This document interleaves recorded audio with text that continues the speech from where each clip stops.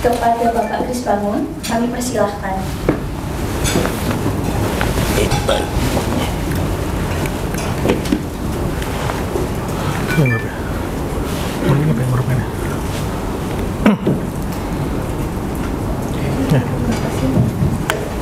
Terima kasih Mbak Melia. Selamat pagi teman-teman semua. Salam sejahtera untuk kita semua. Sebelumnya perkenalkan, saya Kris Bangun. Mungkin dari sini ada beberapa yang sudah pernah ketemu saya, pernah kenal saya. Sedikit perkenalan.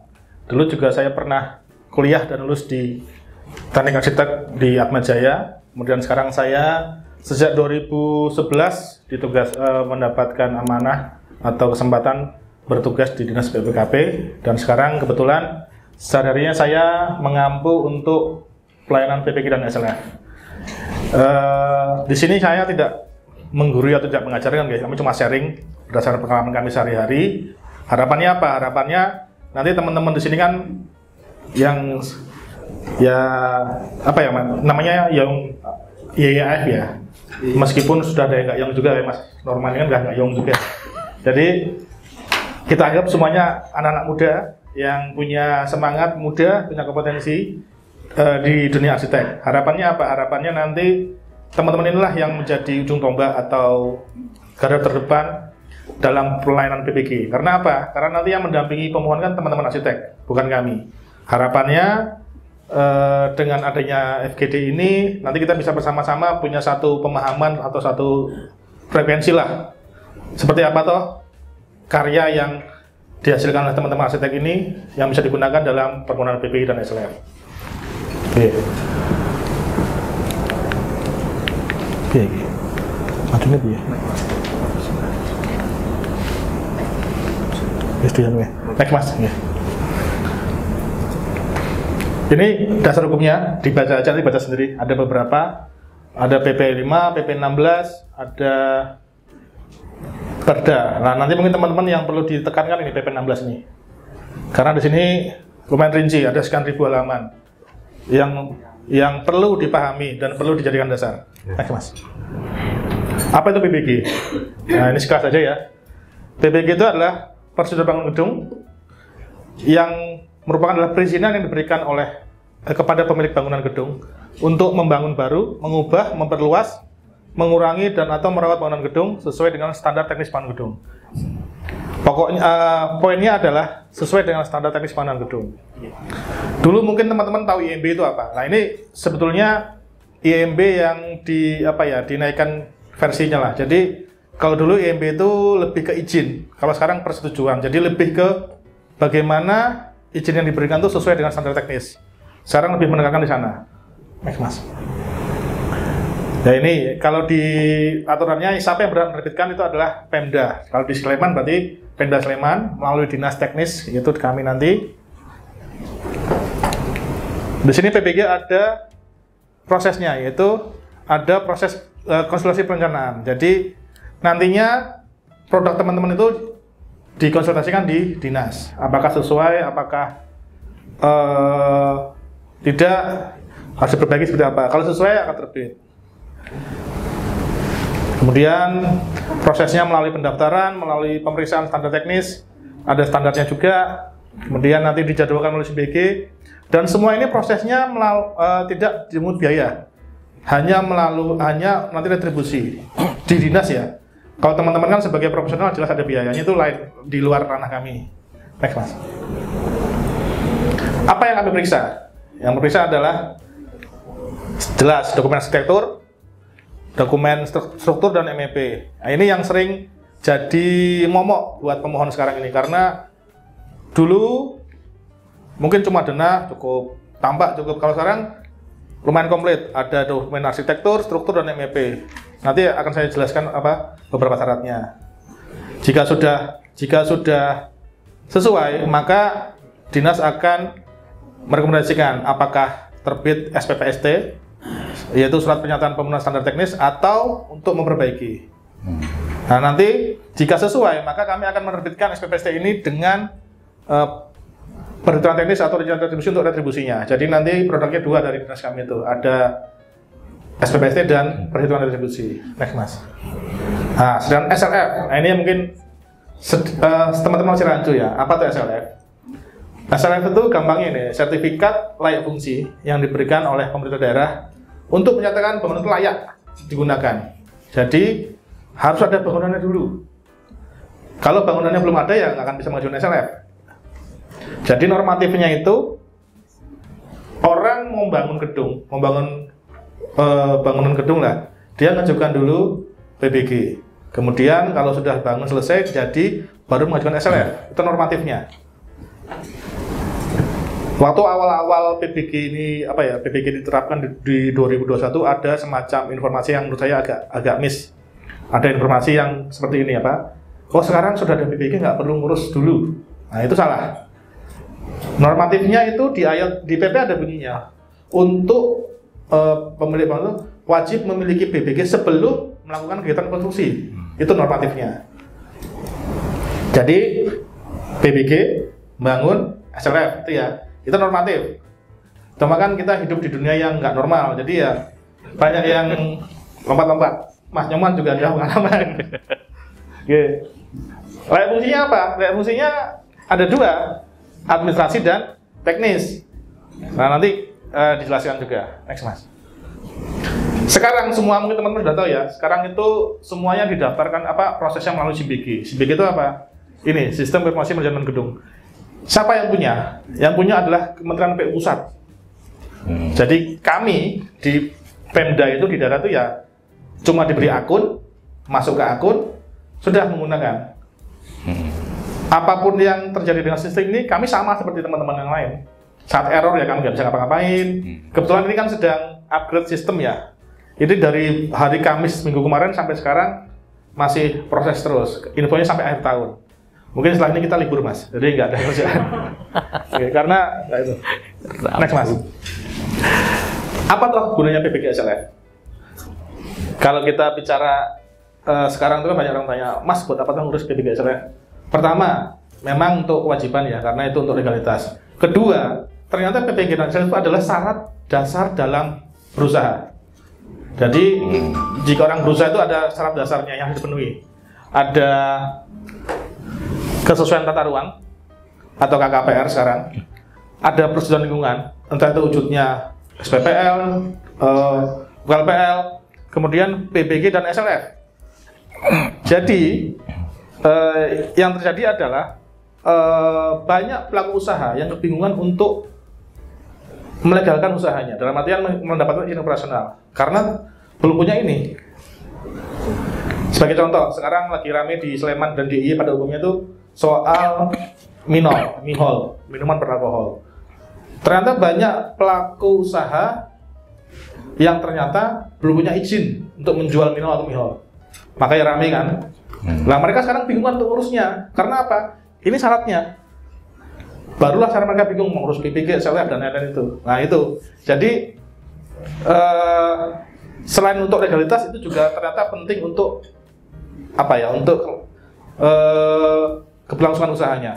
Rumah sakit itu kalau misalnya izin operasionalnya habis, dia mengajukan perpanjangan butuh syarat ini juga. Terus misalnya sekolah juga seperti itu.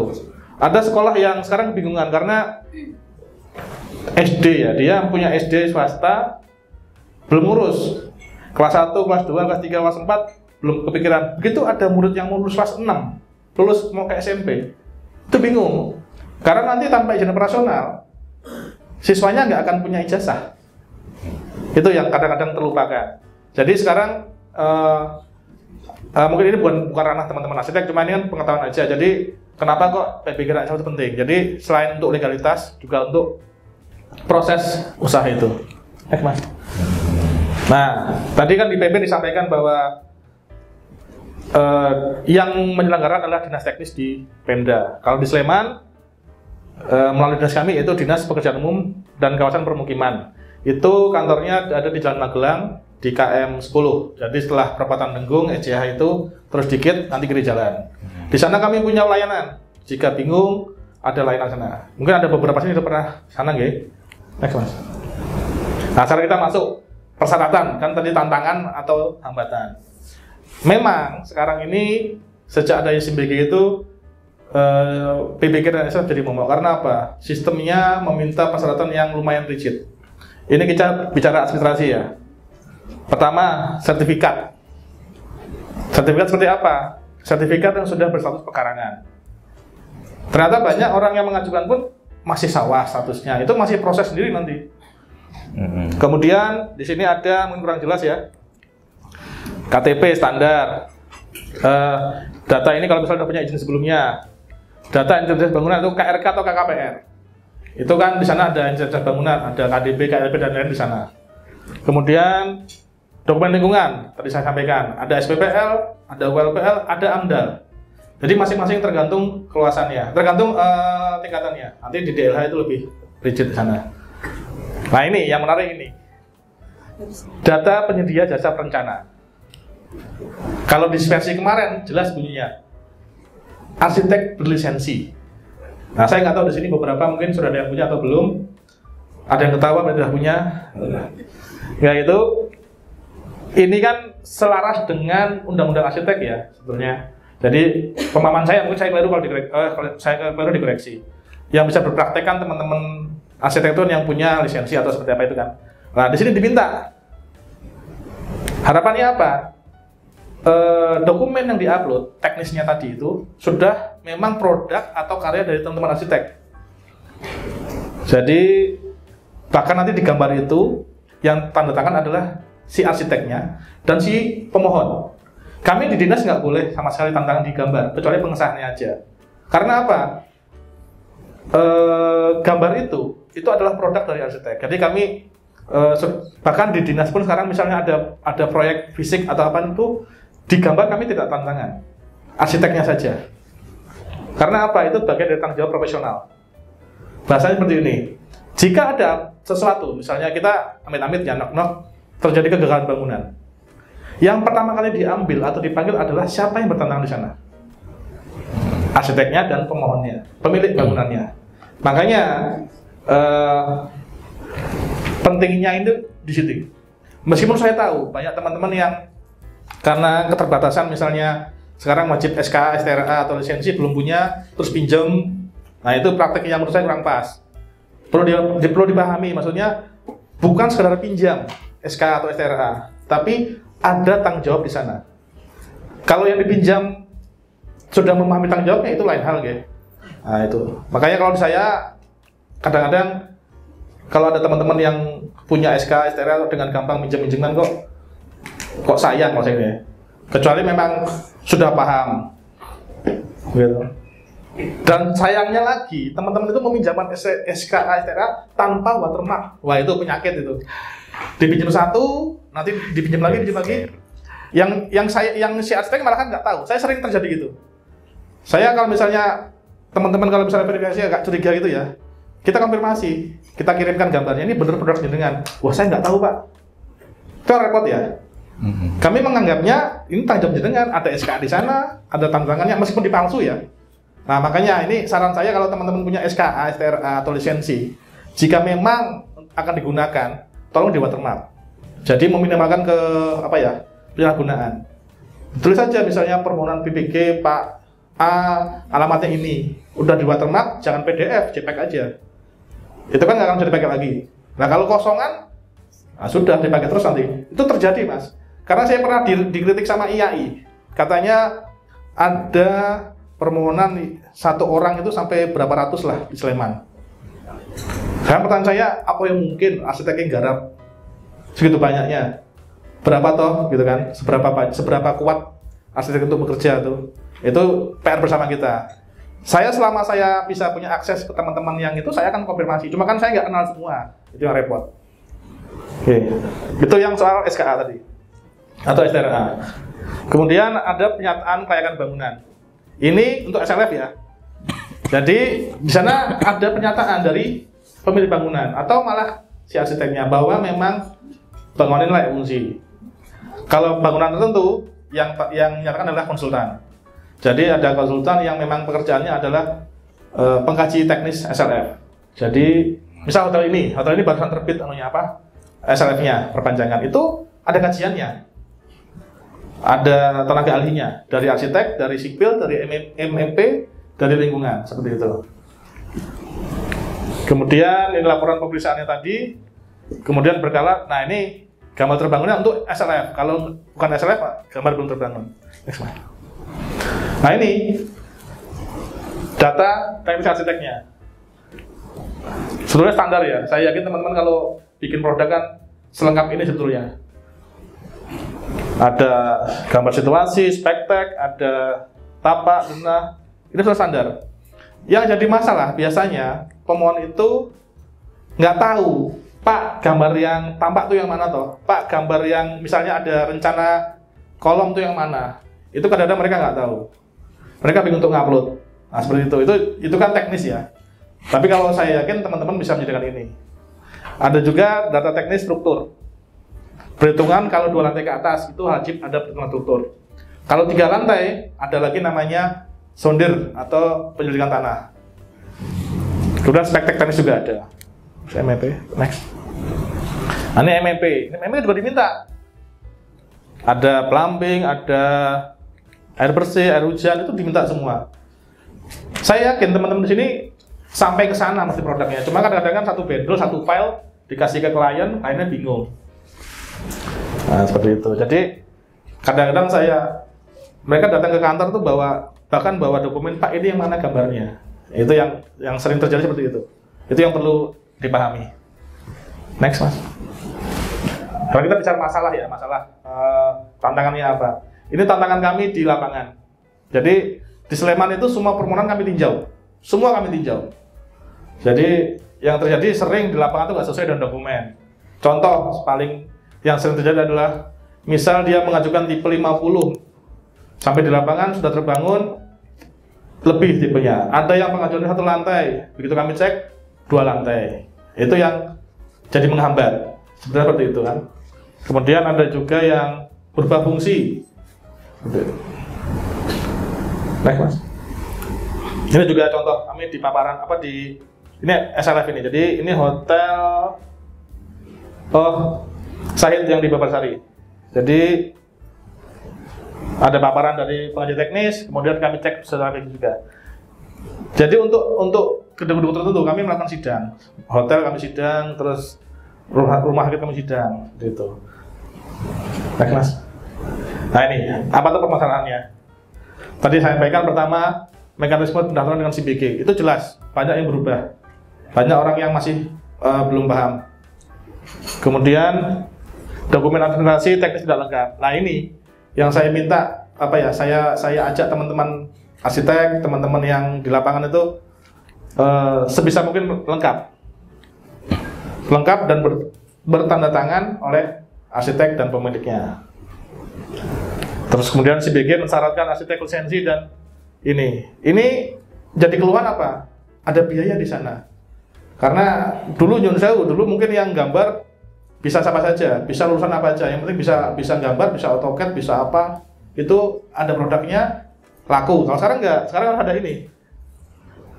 Di Sleman kita masih menerima SKA, STRA.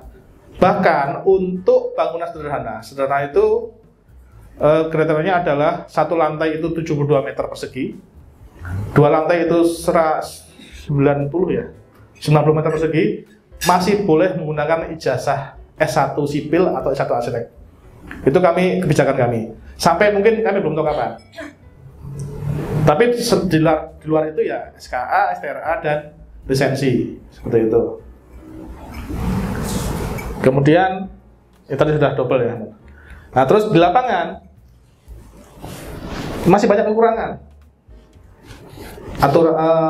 yang belum dipenuhi. Sebagai contoh misalnya spa. Teman-teman tahu nggak sih ada kewajiban spa yang harus dipenuhi dalam bangunan itu? Nah di Sleman itu ada aturannya. Jadi di Sleman kita punya aturan setiap tutupan perkerasan atau bangunan seluas 60 meter persegi itu wajib menyediakan 1 spa. Itu sering kelupaan. Jadi misalnya bangunannya 100 meter persegi misalnya, kami bulatkan menjadi 2. Nah, dia harus menyediakan 2 spa. Otomatis kan harus digambar di mana peletakannya, di mana bagaimana air hujan itu ke sana larinya, itu sering terlupakan. Kemudian juga penghijauan, misalnya itu juga sering lupa. Oh ya, SPA tadi sumur peresapan air hujan ya, kalau yang masih belum anu. Kemudian limbah, itu juga kadang-kadang tidak tergambarkan, tidak terdokumentasikan. Kalau masih bangunan PBG enak lah, maksudnya belum terjadi enak. Jadi gambar aja selesai. Yang repot saat permohonan adalah SLF. Itu sudah terbangun, tidak punya lahan, kurang SPA, kurang ini, nah mau gimana? Kurang parkir, nah, kan kita juga untuk usaha ada kewajiban parkir juga. Kemudian ini, teknis ini, tangga darurat, pintu darurat, fasilitas difabel, ini kadang-kadang terlupakan. Padahal itu harus dipenuhi. Sebagai contoh, tangga darurat, itu ada aturannya. Nanti teman-teman, kalau misalnya senggang bisa dibaca PP 16 itu sangat komplit di sana, PP 16 itu. Jadi misalnya untuk bangunan di atas 4 lantai, misalnya 4 lantai itu wajib menyediakan tangga darurat. Itu satu bangunan minimal 2. Ada perhitungannya, berapa jarak bentangnya, itu harus hitungannya minimal 2. Itu sering terlupakan. Kemudian ada juga lift kebakaran. Itu 20 meter mas depan ya. Kalau bangunan sampai lantai efektif 20 meter itu wajib menyediakan fire lift. Itu aturannya itu. Ada bangunan yang sudah jadi. Ini lucunya. Sudah jadi, dia 7 lantai. Di IMB itu ada fire liftnya. Di IMB masih gambar itu kan. Begitu dibangun, majukan SLF, fire liftnya hilang. Jadi lift biasa. Ada kami pending SLF-nya sampai dia bangun fire lift tambahan di luar bangunan. Jadi 2 kali kerja toh, gitu. Nah itu yang perlu dipertimbangkan. Syukur-syukur untung itu masih ada lahannya. Nah, kalau misalnya nggak ada lahan, mau di mana? Agak repot. Makanya teman-teman di sini tugasnya adalah kalau misalnya ketemu klien ya menyampaikan hal itu. Perkara nanti konsumen ngeyel kan sering ya, konsumen maunya gini, ya resiko ditanggung penumpang, ditanggung konsumen. Jadi misalnya nanti kami tolak permohonannya, teman-teman arsitek kan nggak akan salah karena sudah disampaikan di depan, Pak harus ini, Pak harus ini, Pak harus gini. Ngeyel ya sudah, kami juga akan terbit kan gitu. Tapi teman-teman sudah menyampaikan itu dulu. Kemudian fasilitas difabel, simple, RAM, terus toilet difabel itu sering terlupakan. Ada aturannya. Untuk usaha itu paling gampang ya Indomaret di depan itu. Kami kan banyak permohonan Indomaret SLF ya. Itu seringnya terhambat di sana. Mereka tidak menyediakan RAM. Padahal semua wajib menyediakan RAM. Apapun itu, kita kan nggak bisa membatasi pembeli ya. Mau yang beli itu orang yang dengan keadaan lengkap atau ada yang nyun sewu, ada yang dengan difabel, itu kan kita nggak bisa membatasi. Jadi itu jadi kewajiban. Itu sering banget terlupakan. Masalah sepele RAM. Kemudian belum lagi ditemukan ini infrastruktur. Sering terjadi sudah dibangun, ngurus PBG selesai, ngurus SLF, ternyata ditemukan kegagalan bangunan. Itu otomatis kami akan menyarankan untuk melakukan perbaikan dulu, retrofitting. Jadi itu ya. Banyak sebetulnya kalau di mata saya itu standar teknis yang sebetulnya simple kalau dipikirkan dari awal. Kalau sudah jadi ya itu repot.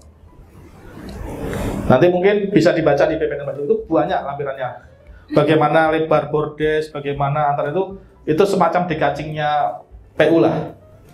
Cuma ya itu apa namanya lebih karena kami kan patokannya aturan ya. Kami pakainya itu. Jadi harapan saya teman-teman kalau selang waktunya luang itu dibaca. Terutama kalau misalnya dapat pekerjaan yang besar. Nah itu yang saya pernah diskusi dengan beberapa teman. Mas nek kowe untuk pekerjaan rumah sakit sekian lantai, berani nggak? Oh berani. Sudah siap belum? Ya tak belajar dulu. Nah, gitu. Ya nggak apa-apa. Yang penting jangan sampai produknya jadi. Tadi persyaratannya kurang.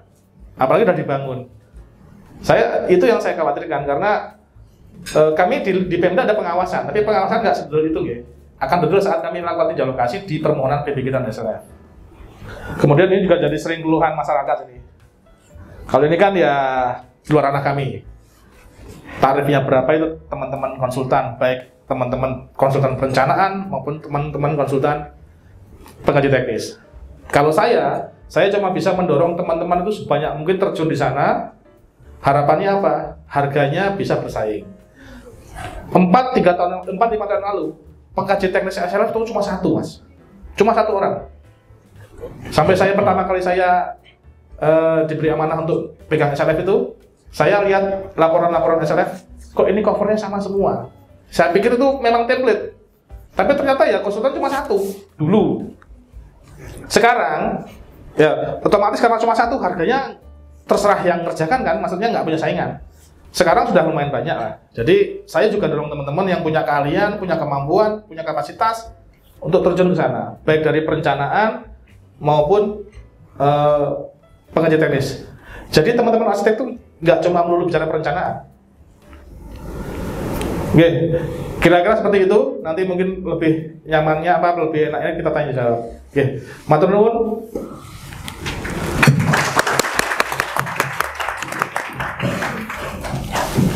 Gitu lah, Mas. Oh, udah apa nanti ini aja, pointernya aja. Terima kasih Bapak Kris Bangun yang telah menyampaikan materinya.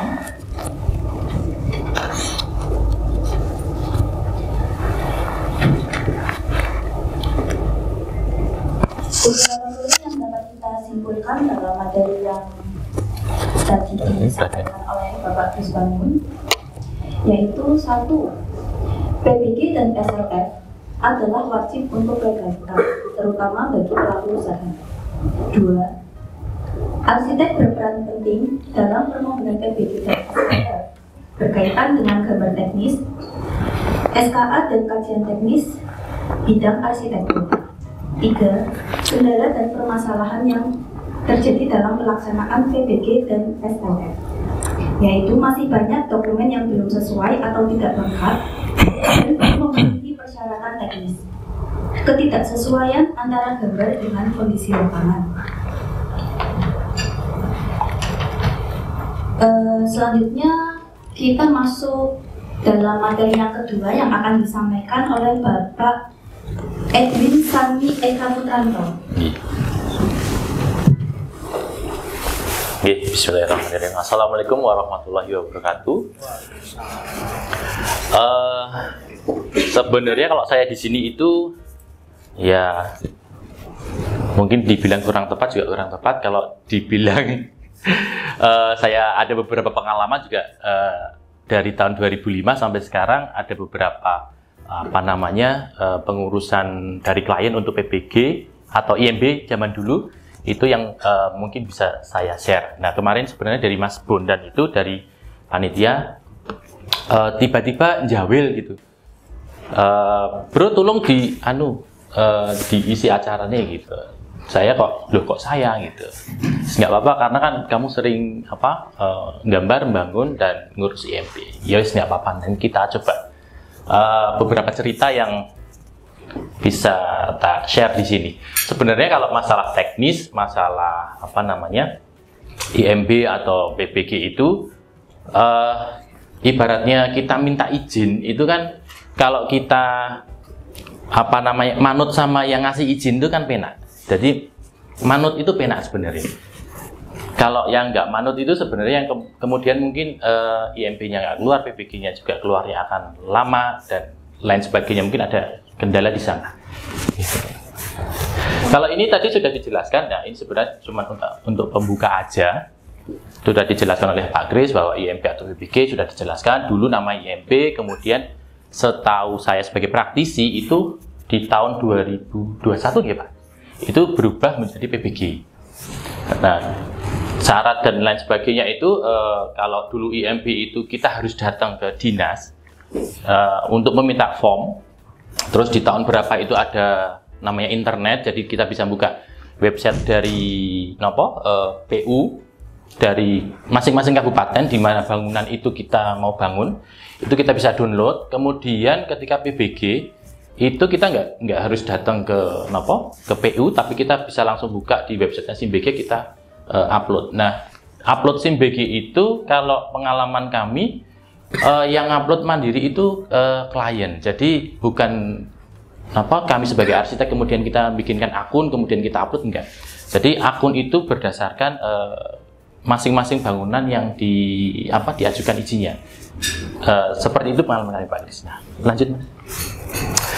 Nah, ini tahun 2005, ini waktu saya masih kuliah. Jadi ini saya mungkin akan cerita dari awal sampai tahun 2003, beberapa cerita-cerita tentang pengurusan IMB atau PBG. Jadi nanti mungkin kita bisa ngambil apa namanya benang merahnya. Sebenarnya sebagai praktisi itu apa sih apa namanya kendala-kendala yang terjadi? Apakah itu memang murni dari praktisinya atau memang ada kendala-kendala non teknis yang apa namanya terjadi di lapangan gitu. Nah, Rumah Manis Rejo ini sebelum mendesain tentu apa namanya sebagai ini dulu mahasiswa arsitektur, saya masih mahasiswa, kemudian mencari informasi pada waktu itu memang informasinya belum semudah sekarang kita dapat. Kita datang ke namanya PU, kemudian bukan PU ya pada waktu itu, apa perizinan ya Pak ya. Di perizinan itu kita dikasih form, syarat-syarat apa aja, kemudian kita harus membuat gambar apa, terus KGB-nya berapa, sempadannya berapa gitu. Nah, dari situ baru kita buat desain. Nah, di singkat cerita Rumah Manis Rejo ini proses IMB-nya itu tahun 2005 dan pada waktu itu membangunnya juga tahun 2005. Jadi ini kebetulan rumah bapak saya sendiri. Jadi ini praktek pertama saya, apa namanya, mulai dari desain kemudian mengurus legalitas. Nah, ketika mengurus ini itu apa namanya, memang keterbatasan pengetahuan ya. Jadi saya kira ketika sudah dipenuhi syaratnya semua itu akan mudah dan apa namanya IMB-nya itu mudah terus lolos gitu. Ternyata enggak. Karena ini kan dua lantai ternyata kalau kemudian kalau kemudian ini diambil dari dari kertas yang kita dapat nih dari perizinan itu gambar-gambar yang terakhir kalau dua lantai itu ada gambar konstruksi meliputi gambar detail sesuai kompleksitas bangunan, kemudian ada perhitungan konstruksi beton. Nah, sebagai mahasiswa kan pede ya. Apa namanya dapat pelajaran struktur dan konstruksi. Nah, gambarnya itu pada waktu itu saya buat seperti itu. Nah, kemudian gambar itu dibuat, kemudian maju ke Sleman, kok jebul masih salah gitu. Nah, pada waktu itu setelah gambar masuk, apa namanya dari perizinan itu melakukan survei, dan ketika survei itu saya dikasih tahu, Mas gambarmu masih salah. Gambar saya masih salah. Loh Pak, seperti apa ya? Nanti coba jenengan datang ke PU yang sekarang depan SCH. Nah, saya datang ke sana, kemudian konsultasi. Saya ditanyain sama, lupa dulu namanya siapa. Terus cuma gini, Mas, jenengan sekarang posisinya sedang di mana? Maksudnya sedang kesibukannya apa? Saya sedang KP Pak. KP di mana? Kebetulan saya KP di salah satu konsultan di Jogja. Nah, kebetulan bapaknya tahu. Coba jenengan tanya sama Mas ini, gimana gambar struktur yang benar? Nah, setelah itu saya ya nyoba, maksudnya tanya, Mas ini gambar strukturnya benar kayak apa sih gitu. Nah, kemudian dibantu, kemudian keluarlah detail-detail struktur, mulai dari ada footplate, ada kemudian yang terutama yang di dua lantai ini gambarnya keluar, kemudian saya ajukan lagi. Nah, ketika diajukan lagi masih proses koreksi. Nah, proses koreksi kemudian singkat cerita ini molor. Proyek ini molor sampai 2007 baru jadi IMB-nya. Dan jadi IMB-nya itu ya apa namanya? Pada waktu itu karena saya kuliah, kemudian ngurus skripsi, setelah ngurus skripsi 2006 itu gempa. Setelah gempa itu nggak ada nggak diurus lagi lah. Tapi pada waktu itu Bapak harus tanya, ini IMB-nya sampai mana? Nah, ketika tanya ke PU itu,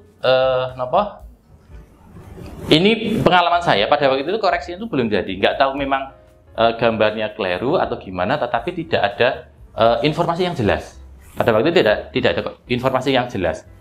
Nah, singkat cerita, setelah saya bekerja itu, ya kenal, terus ada kenalan dari perizinan Sleman. Nah, pada waktu itu ditanyain, Mas, saya tanya, Mas, bisa ngecekkan dokumen saya gitu. Ketika dicekkan itu, oh iya Mas, bisa gitu. Ketika dicekkan, apa dokumennya ada, itu kurang apa ya Mas gitu. Nah, setelah dicek itu, oh gambarnya udah komplit kok gitu. dan udah benar, ini bisa diproses, nanti ditunggu ya gitu. Tapi karena ini sudah terbangun, karena pada waktu survei itu kan mesti ada catatan ya. Karena nopo diajukan, tapi pas di survei itu sedang boplang, itu dianggap sama perizinan itu sudah mulai. Nah setelah sekian tahun, kalau nggak berarti 2 tahun ya, itu berarti kan ditanyain, berarti sudah terbangun gitu. Sudah. Nah ini IMB-nya jadi bayar retribusi dan bayar denda karena sudah terbangun. Ini pengalaman di Rumah Manisterjo. Jadi pengalaman pertama masih mahasiswa, kemudian belum tahu gambar teknis yang benar seperti apa. Mungkin kalau dulu sudah tahu gambar teknis yang benar, itu mungkin prosesnya akan cepat. Jadi nggak harus kemudian nunggu-nunggu, kemudian mungkin yang dituju itu juga tepat, mungkin dari perizinan terus ke PU, terus diurus semua, terus selesai gitu. Tapi karena dulu belum tahu, jadi ya akhirnya lama. Nah, dari 2005 lompat ke 2013 karena di selang waktu itu ya itu tadi saya bekerja di konsultan perencana, tetapi sambil kerja saya juga nyambi ya biasa atau nyambi ada pekerjaan konstruksi atau desain dan membantu klien. Nah ini di 2013 dapat desain asrama Akbid di Bantul. Ketika karena pengalaman sebelumnya yang menjadi momok lah, maksudnya IMB kok angel banget tuh sampai 2 tahun gitu.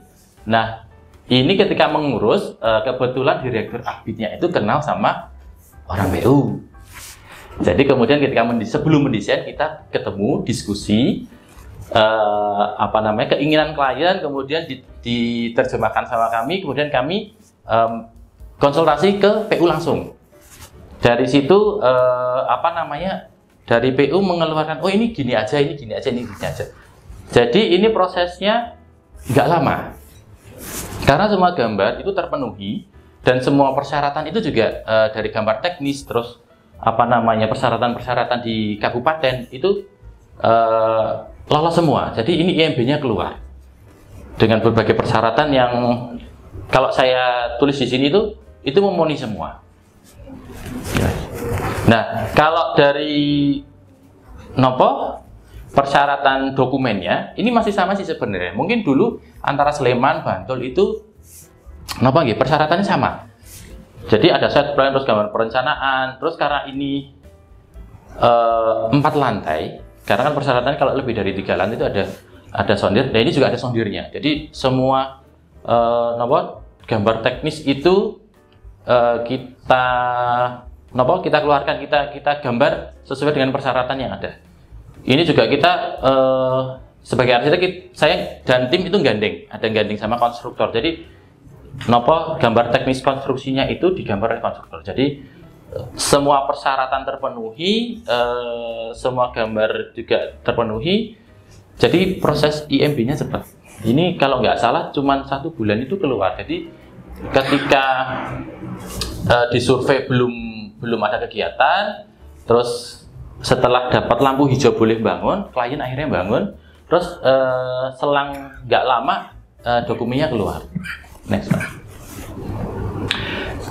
Nah ini proyek di kota ini rumah Hiwangan ini proses IMB kita datang ke kota ini di tahun 2014, sama seperti ketika kita mengurus IMB, semua persyaratan harus kita pelajari, kemudian ternyata keinginan klien itu sedikit nabrak ketentuan dari perizinan.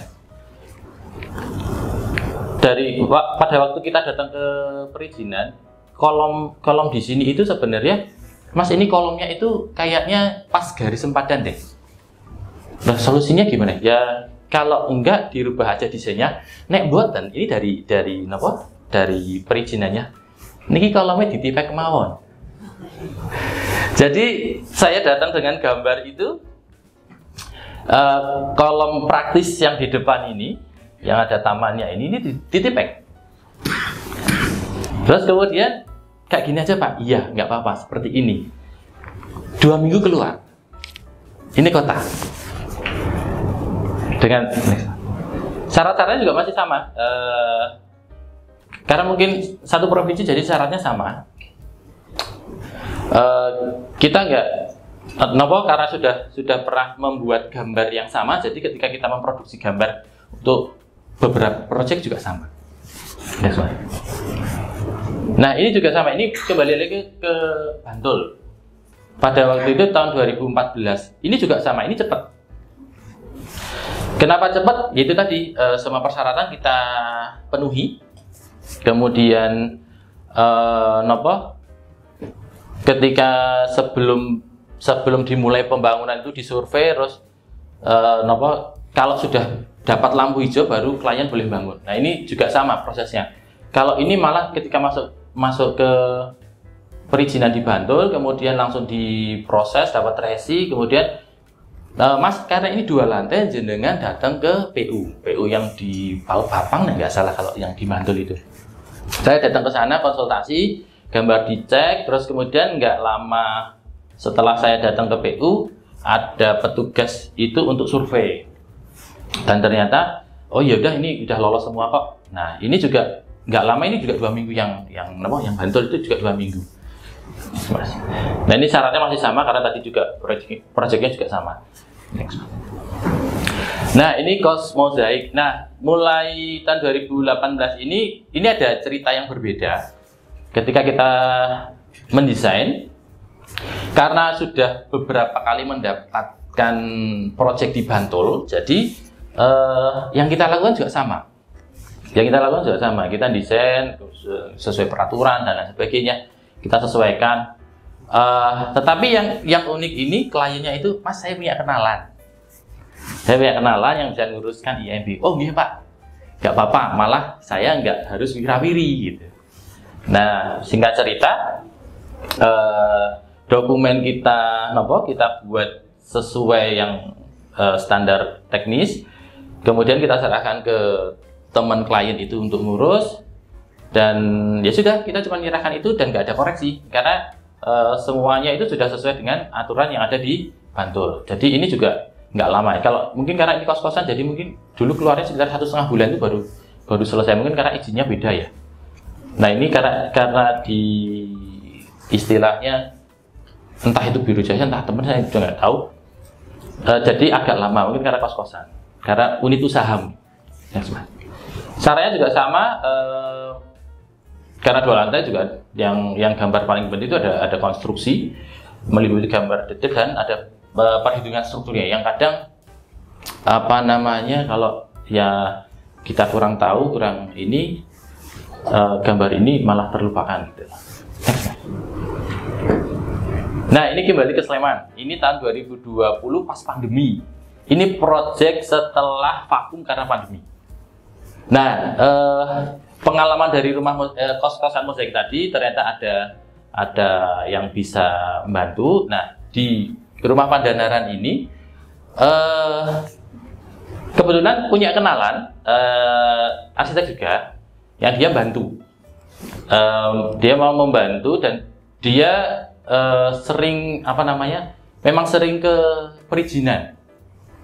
Nah daripada ya ini jujur saja, daripada saya dipusingkan sama klien untuk wirawiri apalagi pandemi itu saya menyarankan ke klien, Mas saya punya kenalan, cobi nanti dihubungi saja, yang bersangkutan bisa membantu untuk proses pembuatan IMB-nya.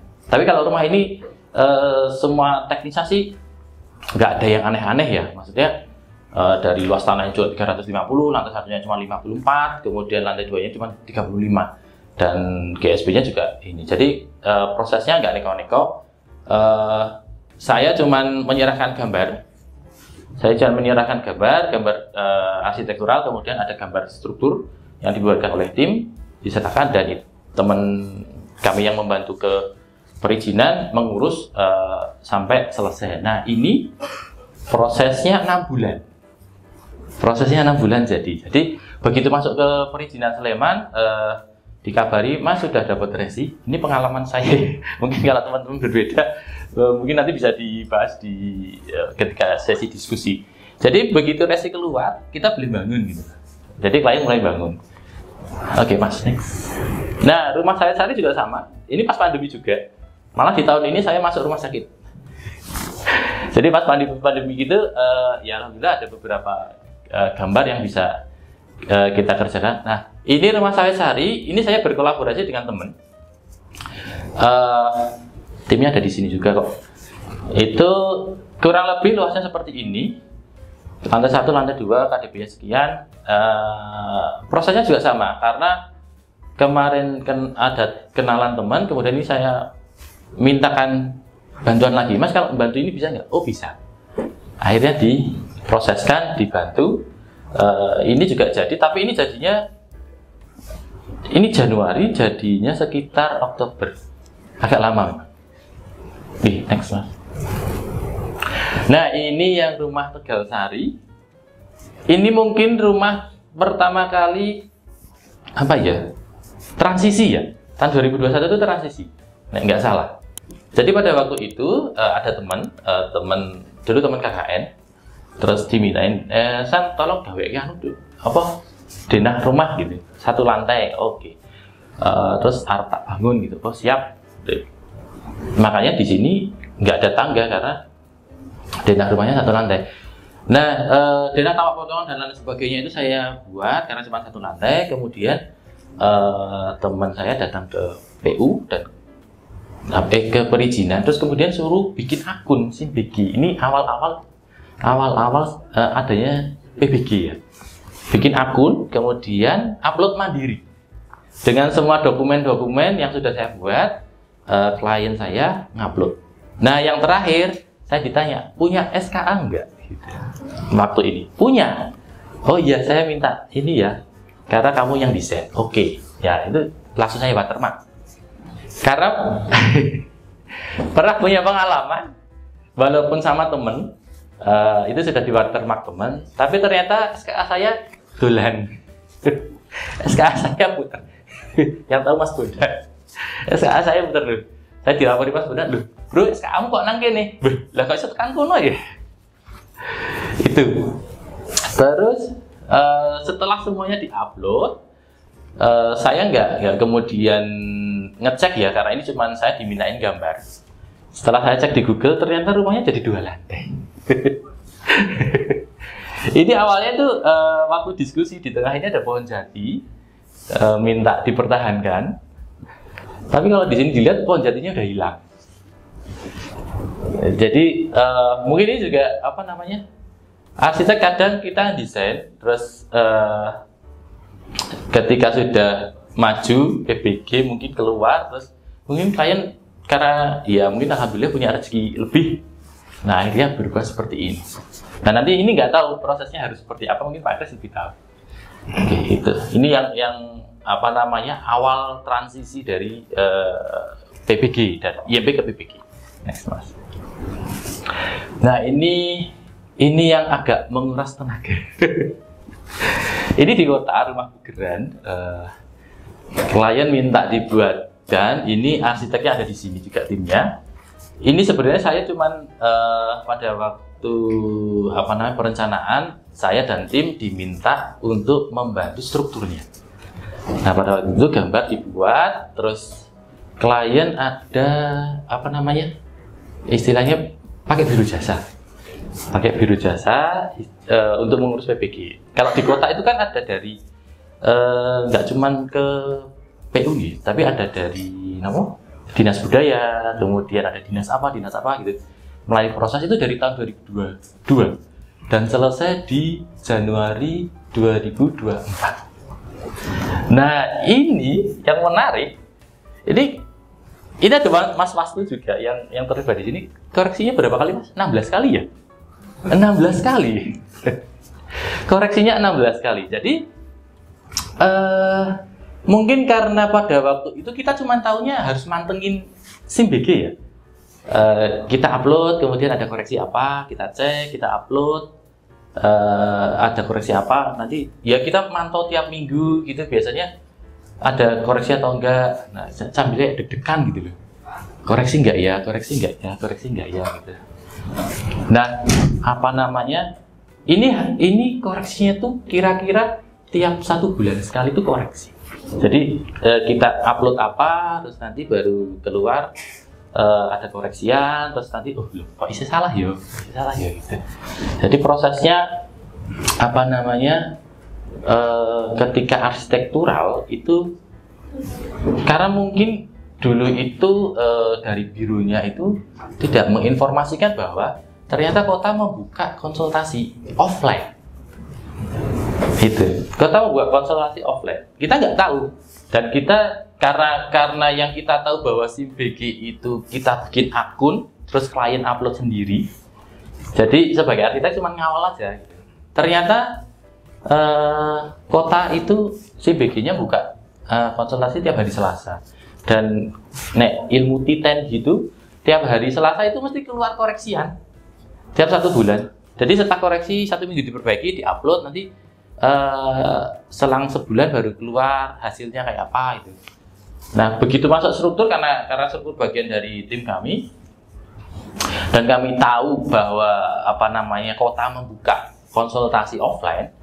Ya kita daftar, kemudian kita konsultasi. Begitu kami datang dengan tim yang memang konstruktor yang bersertifikat.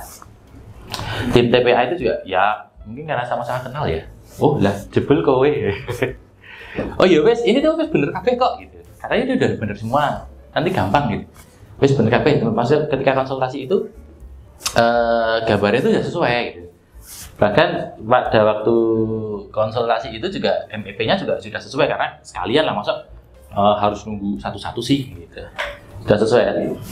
Ternyata setelah konsultasi itu kemudian kita upload, ternyata ketika nunggu hasilnya itu masih koreksi. Terus yang ini kemudian saya datang sendiri karena nopo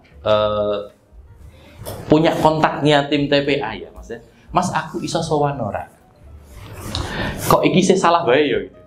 Penasaran gitu. Saya datang ke sana, ditanyain sama di depan itu, Mas sudah janjian? Sudah.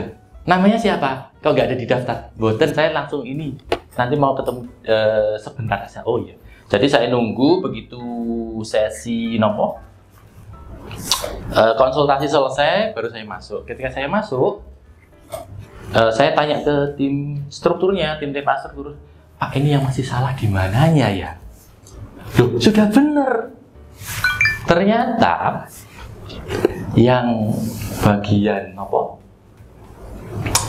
Administrasi atau apa yang di komputernya itu nggak koreksi. Jadi dari istilahnya kalau kata ininya dari konstruktor tim TPA-nya itu sudah ACC, tapi dari ininya belum. Jadi ada nggak sinkronnya gitulah. Mungkin kalau tim yang bagian ngurusi itunya nopo sudah teliti, mungkin ini juga nggak gitu lama, nggak sampai 16 kali. Ceritanya mungkin di rumah Mugran seperti itu. Jadi mungkin kalau segala sesuatunya kita ya yang tadi di awal saya bilang, sebenarnya kalau kita minta izin dan kita manut sama yang ngasih izin itu sebenarnya cepat gitu. Tapi mungkin ini karena pertama kali ngurusin BG yang kedua, jadi ya itu tadi, oh ternyata kota ada buka konsultasi offline gitu, mungkin kita bisa kayak nge-push diri kita untuk bantu klien gitu. Mungkin bisa lebih cepat itu. Next Mas. Nah ini yang terakhir, ini juga kerja sama teman. Ini di Wonosari di Semanu. Proses PBG-nya tahun 2023 akhir, berarti setahun yang lalu. Terus ini jadinya itu di Maret. Tapi pada waktu itu kalau nggak salah ini aplikasi SIM BG error. Di akhir tahun sama awal tahun tuh aplikasi SIM BG sempat error. Kita sudah upload, kemudian kita minta kok koreksinya nggak keluar ya. Terus kita sempat tanya ke bisa. Ternyata Mas mohon maaf aplikasinya masih error, saya nggak bisa buka. Dari PU bilang kayak gitu. Kemudian berarti ini Setelah aplikasinya bisa dibuka, dari PU juga bisa buka. Di Februari itu kita disurvei. Ternyata yang kita upload itu masih menggunakan peraturan lama. Jadi pada waktu itu GSB-nya ini yang kita gunakan masih 10. Jadi ini bangunan masih maju ke sana. Jadi begitu kita rapat, jadi kan disurvei, kemudian ada diskusi, terus kemudian kita turun ke lapangan untuk diskusi di lapangan. Terus, Mas, ini peraturan terbarunya seperti ini. Oh ya sudah, berarti sambil kita survei dengan tim TPA Wonosari dan tim PU Wonosari. Jadi begitu disurvei, kemudian kita revisi, terus selang 1 bulan ini keluar apa namanya, PBG-nya keluar. Mungkin dulu sempat terhambat karena tanda tangan, tapi hitungannya cepat sih. Nah, mungkin itu beberapa pengalaman ketika kami ngurus IMB dan PBG. Kalau tadi udah ke next, nah berapa yang ngurus IMB atau PBG? Saya dari 2005 sampai 2005 itu ada 140-an project, ya rumah gitu ya. Dan kalau yang gede-gede sih nggak banyak. Yang 5 bulan terbangun, cuma 2 bulan yang ber-IMB atau ber-PBG. Iya, jadi fenomenanya memang kayak gini. Ketika dulu yang tadi Rumah Manis Rejo itu saya mengajukan izin, kan pada waktu itu ada tanda tangan kanan kiri ya, kanan kiri depan belakang, kemudian lapor RT RW, lurah camat baru bisa masuk ke perizinan. Itu sama tetangga ditanyain, Mas ginopo ini ki? Terus sama Pak RT Pak RW, ginopo Mas? Tapi kalau udah ke kelurahan, ke kecamatan sih sudah tahu ya Mas, oh ngurus IMB. Tapi kalau fenomenanya mungkin kalau yang masyarakat yang di sekitar kita yang mungkin masih ya iki lemah-lemahku dewi, ini tanahku sendiri, ya tak bangun ya terserah gitu. Mungkin masih nggak perlu IMB atau PBG gitu. Bahkan ada salah satu teman di kampungnya itu ketika mau ngurus IMB, Mas nggak usah ngurus, udah nggak pemutihan mawon. Jadi itu fenomena-fenomena yang sering kita temui seperti itu. Oke, mungkin itu yang bisa saya sampaikan. Mungkin setelah ini kita lanjut untuk sesi diskusi. Mungkin nanti diskusinya mungkin malah lebih banyak ke Pak Kris ya. Oke, matur suwun. Assalamualaikum warahmatullahi wabarakatuh. Selamat siang.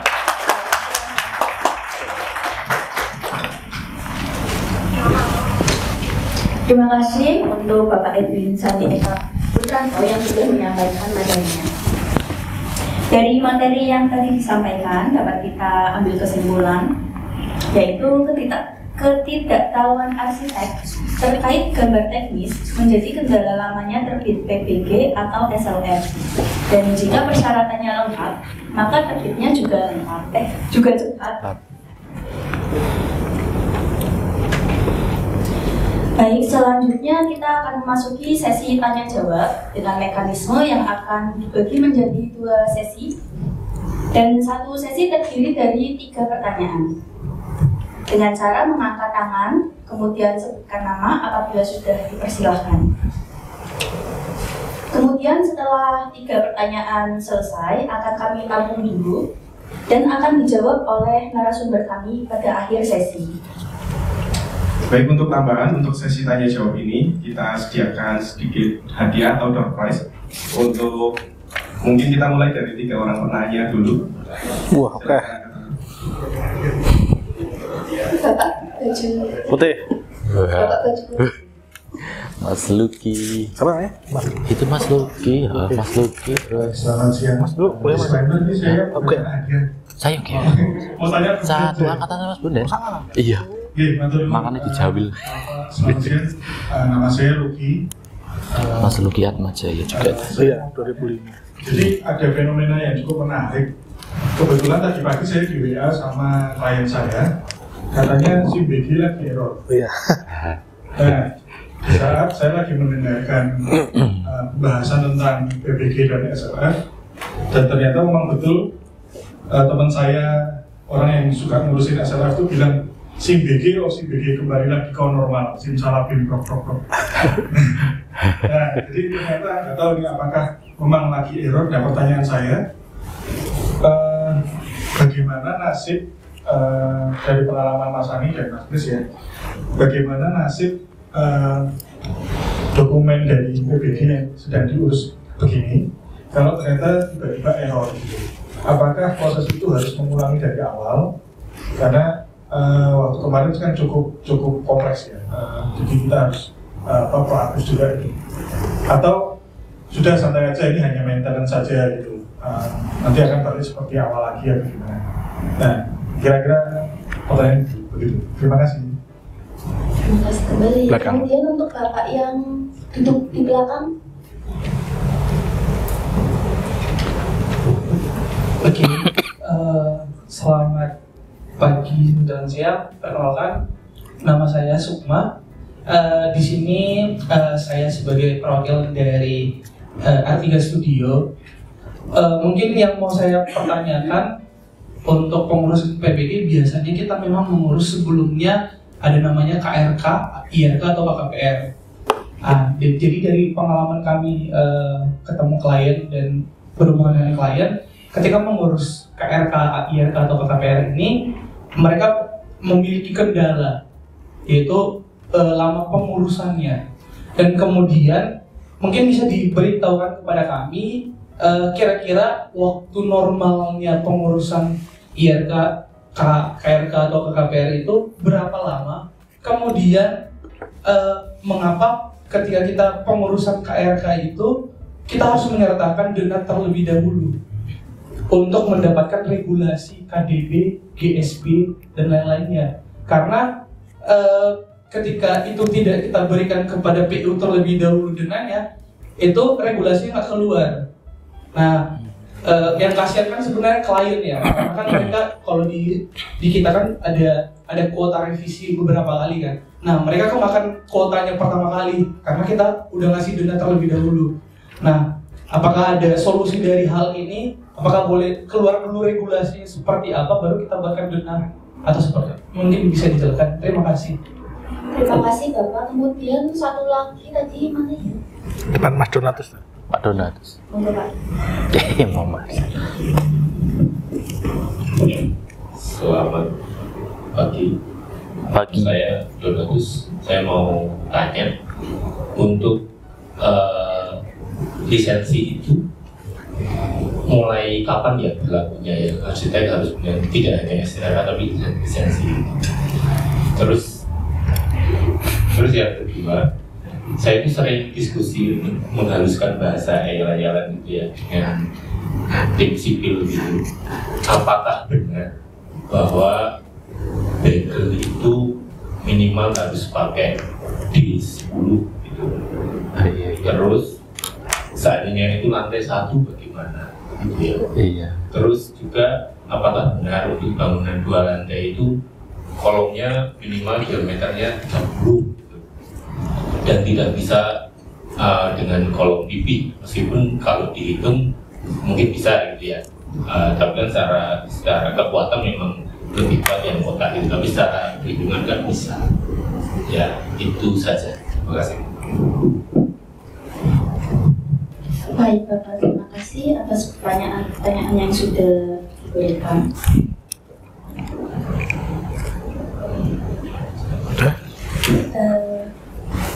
Ini untuk siapa? Saya. Mbak, door prize-nya dikasih dulu, Mbak. Door prize-nya. Oh iya. Tanggal lupa nih door prize-nya. Jangan tas saya ya? Itu saya bukan? Oh, itu salah.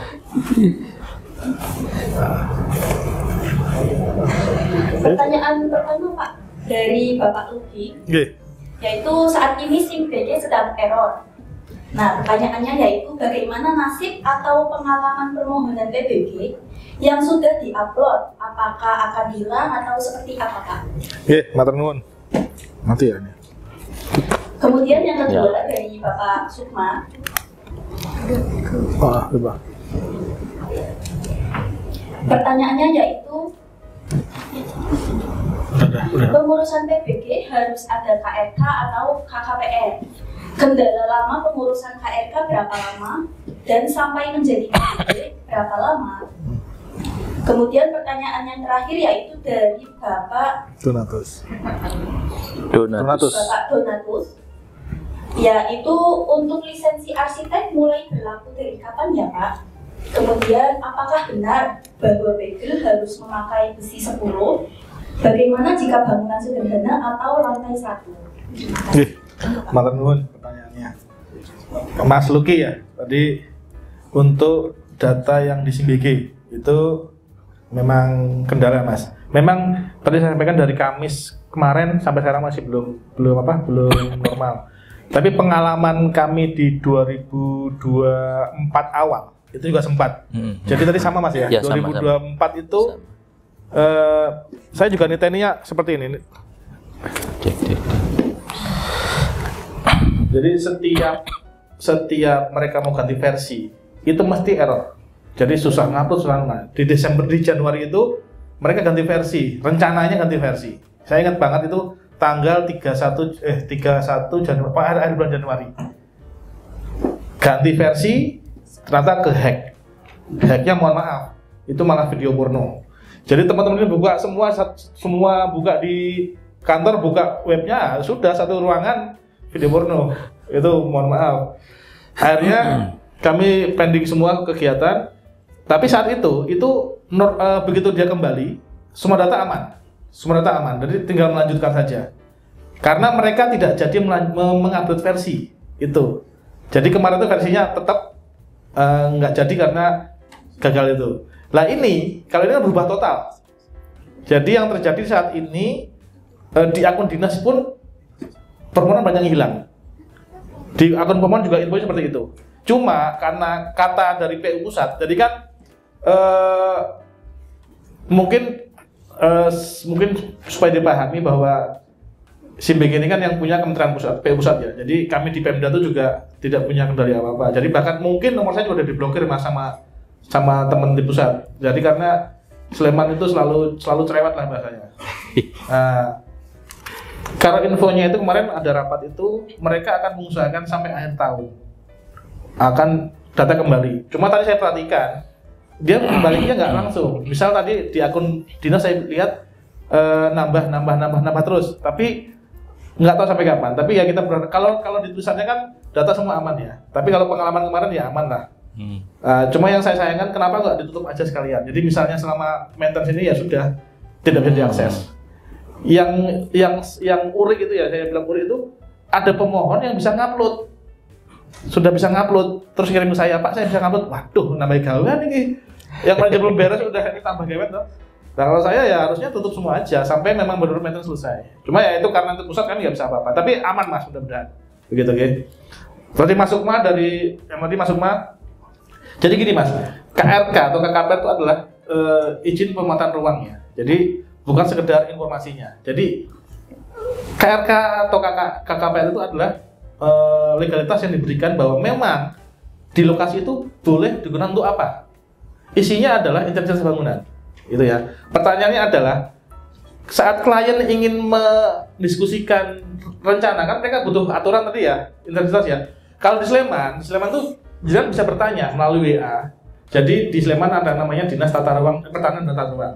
Di sana semua masyarakat bisa mengirimkan lokasi, titik koordinatnya dan KTP akan dapat informasi. Cuma itu kan belum formal. Tapi itu bisa dipakai. KDB berapa, fungsinya buat apa, itu bisa. Kalau misal untuk angkali tadi bolak-balik itu kan seperti itu. Kemudian untuk pengurusan KRK memang ya mohon maaf. Jadi KKPR dan KRK itu melibatkan dinas lain itu BPN. Kalau BPN terus terang di luar kendali kami karena saya sedikit cerita Mas ya. Ini mungkin saksinya Mas Bondan. Mas Bondan dulu yang saya pasrah untuk desainkan rumah saya itu, saya masukkan dokumen di Februari 2023. Izin saya keluar di Desember 2023. Saya loh Mas. Tapi memang saya lepas. Maksudnya saya masukkan, saya cemplungkan, nggak ada orang tahu. Bahkan teman-teman ini saat tinjau baru tahu itu rumah saya. Tapi itu kenapa? Saya ingin tahu kenapa tuh orang kalau ke dinas PU kok marah-marah semua. Ya gara-gara itu ternyata. Jadi ini pengalaman saya, ngurus KPR masuk Februari. Jadi 3 bulan. Karena apa? Di BPN aja sudah 2 bulan. Nah, itu. Terus masuk lagi ke BBG karena memang waktu saya gambar belum siap, saya memang nggak mundur. Jadi memang prosesnya itu yang perlu dipahami bahwa PBG itu panjang menurutnya. Ada KKPR tadi, oh ya setelah KKPR terbit saya masukkan lagi ke BPN untuk pencoretan karena sawah saya masih sertifikat masih sawah itu 2 bulan lagi, gitu. Nah, jadi itu yang memang panjangnya. Cuma kalau di Sleman tuh mudah-mudahan saat situasi normal tuh apa? Saat permohonan tuh nggak terlalu banyak. Itu kalau berkas lengkap sampai jadi 2 bulan udah selesai. Cuma ya mohon maaf, di Sleman ini kami ngakui, maksudnya permohonan yang masuk dengan kapasitas kami itu ya imbang. Sleman untuk informasi dalam 1 bulan bisa 400-500 permohonan. Itu ditambah dengan sistem yang seperti itu. Saya bukan yang mau cari alasan, cuma SIM BG yang lama aja, saya nggak tahu yang baru ya, belum tahu. Itu untuk urutkan aja nggak bisa mas, urutkan tanggal. Jadi kita pingin, kan namanya kita pelayanan pinginnya yang mana yang masuk duluan kita layani ya. Itu SIM BG nggak bisa ngurut tanggal, bisa ngurut tanggal, tapi 1, 2, 3, 4-nya bulannya nggak hitung. Nah itu masalah sendiri. Jadi memang harus pintar-pintar kami lah untuk noto. Jadi saya kan pinginnya itu nggak ada yang lompat-lompatan, meskipun kenal ya sesuai urutan lah, gitu ya. Nah itu yang tadi Mas Sani cerita tadi soal biro jasa, ya saya pikir itu juga sebetulnya kalau di kami nggak banyak pengaruh sebetulnya. Cuma biasanya mereka lebih detail, oh ini kurangi ini itu memang lebih detail. Tapi kalau saya saat semua orang minta tolong, kan kembali ke awal urutannya, gitu. Itu saja kalau saya. Jadi tadi yang KRK tadi yang itu memang bagian dari mas dari syarat. Untuk ngakalinya ya tadi itu, jadi kan bisa minta informasi tata ruang namanya ke dinas tata ruang. Kemudian Mas Donatus ya lisensi. Nah, mumpung lisensi ini kayaknya ada narasumber yang bisa dipercaya itu, Mas Bondan itu udah punya lisensi harusnya. Jadi gini, sudah. Lisensi itu adalah produk dari Dinas Penanaman Modal dan Terpadu di provinsi. Gitu ya, itu dulu ya. Jadi yang mengeluarkan adalah provinsi, levelnya kan 1 provinsi ya. Itu tapi berdasarkan rekomendasi dari IAI, ada ujiannya dan lain-lain. Sebetulnya saya sudah berkomunikasi dengan teman IAI itu dari September, karena saya takutnya wajib menggunakan lisensi, sementara belum ada. Tapi kemarin baru terbit berapa bulan yang lalu ya, 3-4 bulan yang lalu lah. Itu kebetulan IAI minta audiensi, mereka laporan, Pak ini kami sudah punya lisensi, waktu itu baru 11 orang. Arahnya memang pinginnya itu pakai lisensi. Oh saya bilang jangan dulu. Kalau saat cuma segini saya nggak berani. Kalau sudah 200, apa teman-teman sudah punya lisensi, oke lah pakai lisensi. Kan seperti itu ya. Nah itu kalau berlakunya itu sebetulnya sudah diminta dari SIM BG awal. Cuma tadi kami ambil kebijakan SKA dipakai, STRA dipakai, bahkan ijazah dipakai. Karena apa? Kalau lisensi belum banyak saya nggak berani. Kalau udah banyak, misalnya satu DI ini ada lisensi 200 orang, apa 300, kan teman-teman juga waktunya ya nggak, teman-teman ya bisa melayani dengan fair. Kalau saat cuma 11 orang, 12 orang, sekarang berapa? 60 ya? 80 orang. Nah itu melayani 5 kabupaten kota aku nggak pusing. Misalnya kalau kita mewajibkan. Sleman belum menerapkan itu karena ya sekarang misalnya 80 orang meladeni 5 kabupaten kota. Wah, nggak tahu gimana waktunya kan. Dan harganya terutama saya masih, kalau misalnya cuma sedikit kan mesti rotok gaya atau wah saya punya lisensi cuma sedikit yang punya ya nanti konsumen ngamuk lagi ke kami kan gitu ya. Kalau saya pinginnya itu ya kalau udah banyak, sudah ada sekitar 200-300 di DIY, Sleman akan menerapkan lisensi seperti itu. Tapi sementara ini belum. Kemudian tadi soal bagel terus kan saya itu lebih ke struktur mas ya. Tapi gini, intinya tadi saya tertarik soal kolom pipih ya. Memang namanya arsitek itu kan sama sipil itu kan memang ditakdirkan untuk musuh-musuhan. Sampai kapanpun itu. Sampai kapanpun akan selalu musuhan. Di teman-teman juga iya, saya punya staff itu ada sipil ada arsitek. Selalu berdebat, memang saya adu gitu kan. Nah gitu. Wow. Jadi supaya apa? Supaya kaya semuanya kaya pengalaman. Jadi kalau saya adalah pegangannya hitungan struktur. Apakah dengan kolom pipih itu dia hitungan yang masuk? Ya sudah kami terima. Karena kan semua kan nggak bisa dibohongin ya. Kalau berhitungan ya meskipun bisa diakali lah. Kalau saya lebih ke situ. Saat dia 2 lantai, kan ada hitungan struktur. Saat itu hitungan strukturnya masuk, oke. Cuma yang sering saya temukan hitung struktur dengan gambar strukturnya berbeda. Ini ngakali mesti gini. Itu yang harus hati-hati karena di gambarnya dengan dimensi di gambar dan dimensi di hitungan strukturnya itu berbeda. Nah, itu yang nggak pas di situ. Kami akan kembalikan. Kan berarti kan kalau kami cuma bayar hasilnya, oh berarti oke hasilnya strukturnya. Sementara gambarnya berbeda, loh kok bisa oke. Nah, itu yang saya lebih ke sana malah. Jadi yang saya pegang adalah perhitungan strukturnya karena itu yang jadi syarat dan perhitungan kami. Gitu ya Mas Ratus gitu. Kalau bagel saya nggak berani komentar. Kalau bagel mungkin ini ada sipil ya, sipil apa? Berani jawab kamu sipil. Bagel 10? Harus 10. Kalau saya pengalaman nggak 10 Mas, kalau satu lantai Pak ya. Kalau saya gitu. Oke, itu dulu Mas ya. Oke, Mas teman. Ada tambahan? Nambahin apa lagi? Tadi data. Kalau cek. Nah. Mungkin yang bisa ditambahin Mas Luki, kemarin yang sama ngurus PBG yang Semanu tadi itu juga sempat error, tapi kalau dilihat kemarin kok muncul ya, nggak kemudian ulang dari awal gitu. Begitu websitenya normal lagi masih ada, jadi prosesnya bisa tetap berjalan kemarin seperti itu, tapi nggak tahu kalau pengalaman yang lain mungkin akan berbeda. Nek, ini mungkin pengalaman aja nanggapi Pak Donatus. Bagel di 10 iya ya. Iya pakai itu. Kalau di pengalaman kami syarat itu kemarin seperti itu. Iya. Itu kalau kata teman-teman sipil gini Pak, ini ya karena ngobrol sama teman-teman sipil sih, peraturan gempa terbaru seperti itu gitu.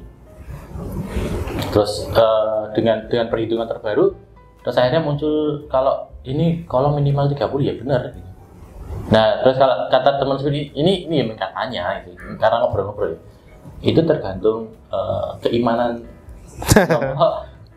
teman-teman konstruktor saja. Kalau imannya kuat ya berarti berani pakai yang tipis gitu. Ya, karena kalau kata partner sipil saya kalau semua dihitung sesuai standar, nanti bangunan di sini kolom tok gitu. Jadi semacam mungkin teman-teman sipil itu juga punya seni-seni tersendiri ya ketika hitung. Jadi kalau mungkin dalam beragama itu ada mazhab-mazhab tersendiri gitu. Mungkin itu kalau kemudian iya benar pengalaman kami kemarin seperti itu, dan ketika mengajukan yang seperti itu Pak, yang PBG kemarin ketika ketemu tim TPA struktur seperti itu nyata itu Pak. Baik, terima kasih Bapak atas jawabannya. Bagaimana Bapak Luki, Bapak Sukma, Bapak Donatus? Puas ya jawabannya. Kemudian kita buka untuk sesi kedua. Banyak 3 tuh. Ibu yang iya.